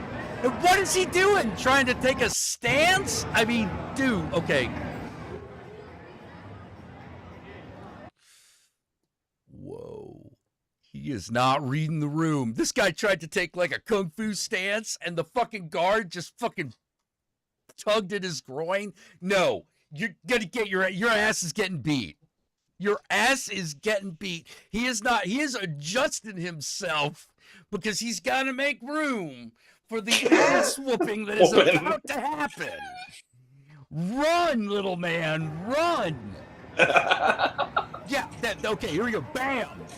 I don't know what he said to finally make the guy break. Boom, boom. He looks at the other guy. He's like, "Hey, what's up?" Not a goddamn thing, thing, sir.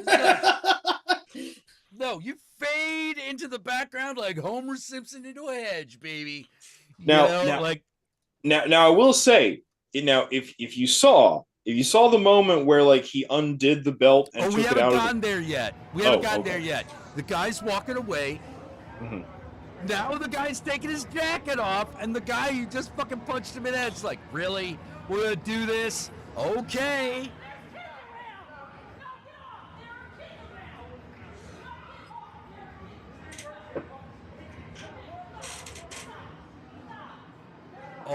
Oh shit, he's adjusting himself again.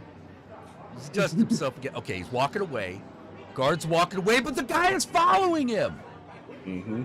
But the guy's following him. Don't fucking spit on him. What are you doing? Let him walk away, you idiot. Oh, now he spit on him. Here we go. Here's the belt. Here it comes.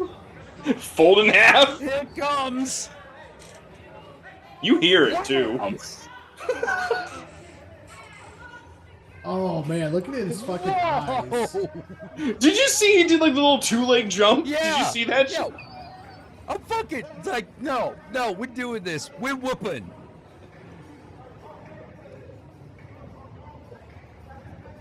Other security guard coming over.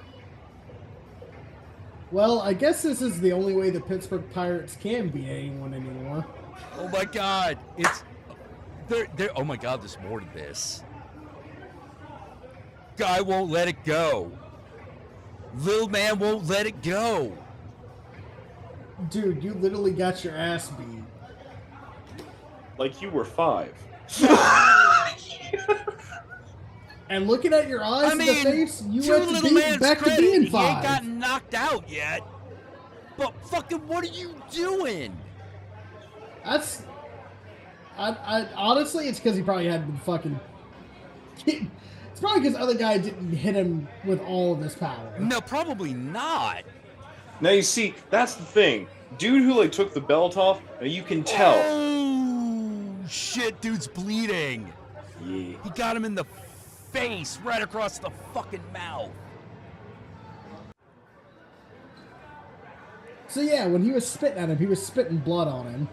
Yep.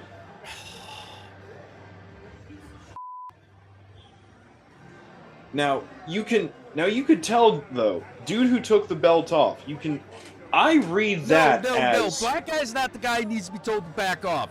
White guy's the guy he needs to be told to fucking back off because he won't back off.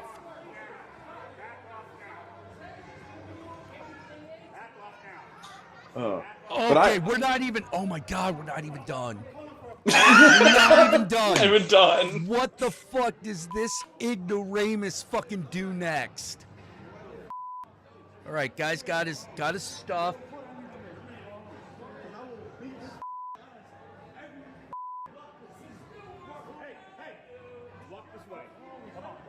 all right. The security guards got the other security guard to like fucking back off, but like.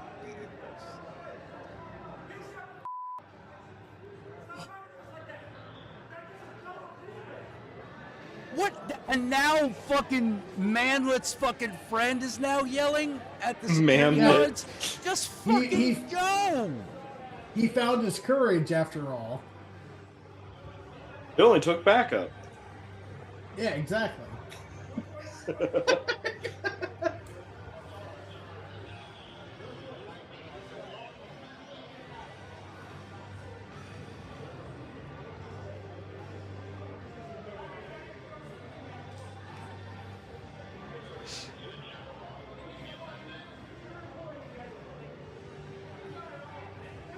Oh my god.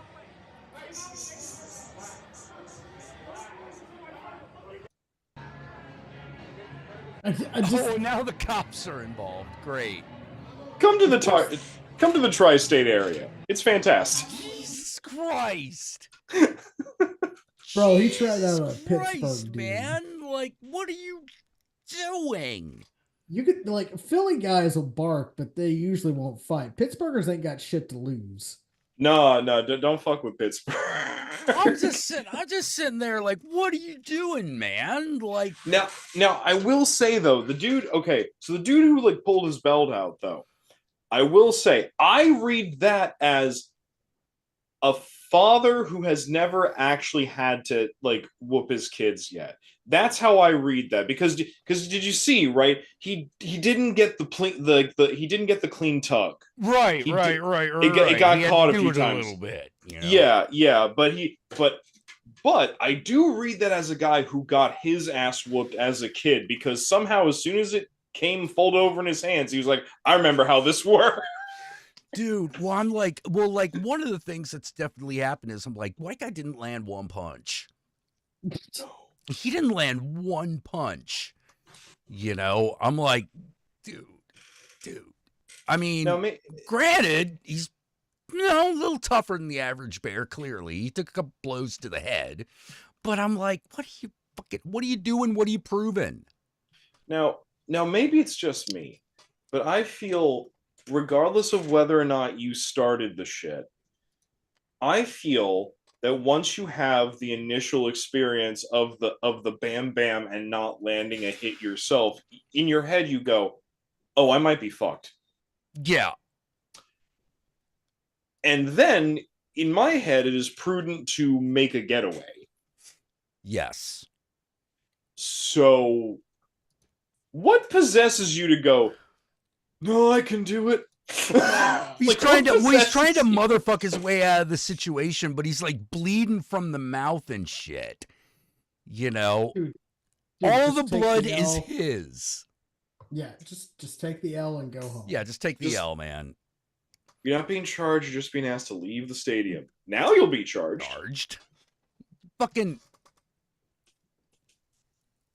Yeah, and just so we're all aware, apparently this employee, this person was harassing another employee. Belt guy stood between them, and then he started spitting on the employee.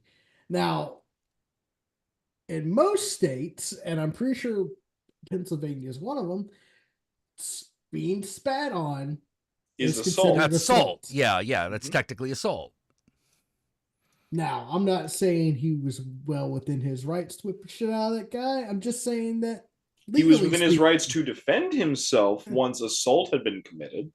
Exactly. Well, it's also fucking insane that the guy just won't fucking stop. He has to keep turning around and fucking try to do something.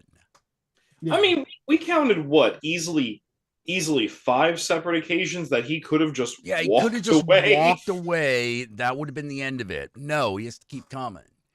And I'm like, the fuck, dude? And then there's also just the statement of you didn't have to be harassing an employee in the first place. You chose this. You chose this life for yourself. Well, that's the kind of behavior that makes you go look at that guy and go, what did you fucking say? What did you fucking do and say? And that that you had to defend it this bad. Because he let you get away. He tried to let you get away. You just kept coming. For what? He gave you every exit ramp possible. Yeah. What's up? Oh, yeah, I'll be right out. Okay, but we're about to like close up, so. Wow. All right. Well, that's the bell, so I should probably answer it. You probably That's right. should. Yeah. Yeah. So I want to thank everyone for coming down. I want to thank you guys. I want to thank everyone in the chat. The show is nothing without everybody here. It's always fun when the three of us get together. So I love it. Yeah. I love it. It's always great when the chat is involved in everything. And I even got to fucking kick a guy out. I don't even know if anyone noticed. I reported his ass, so. Oh, you did too? Okay, good. Yeah. Good. Oh, this happened. Oh, did this happen? Oh, did I miss something? Yeah, I you missed something. You missed something. Oh. You know, it was sort of like, nah, I'm not even tolerating fucking that. You know, I'm not even gonna fucking do that. You know, so until next time, remember, Ave Satanas, Disco Inferno, and I love y'all very much, and so does Satan. Hail Satan. Hail Satan. Hail Satan. Yeah. Everybody. John? I'll end it the way I usually ended my stream, so I was still doing that. Be kind to yourself, be excellent to each other, and make sure to wash your ass. Yogi? Remember, if you can't love yourself, how in the hell are you gonna love anybody else? Can I get an amen? Amen. Fuck Now let you, the music RuPaul. play. Fuck you, RuPaul. You ruined Drag Race. Yeah. I'm Jasmine Masters, and I have something to say. Hey. Hey.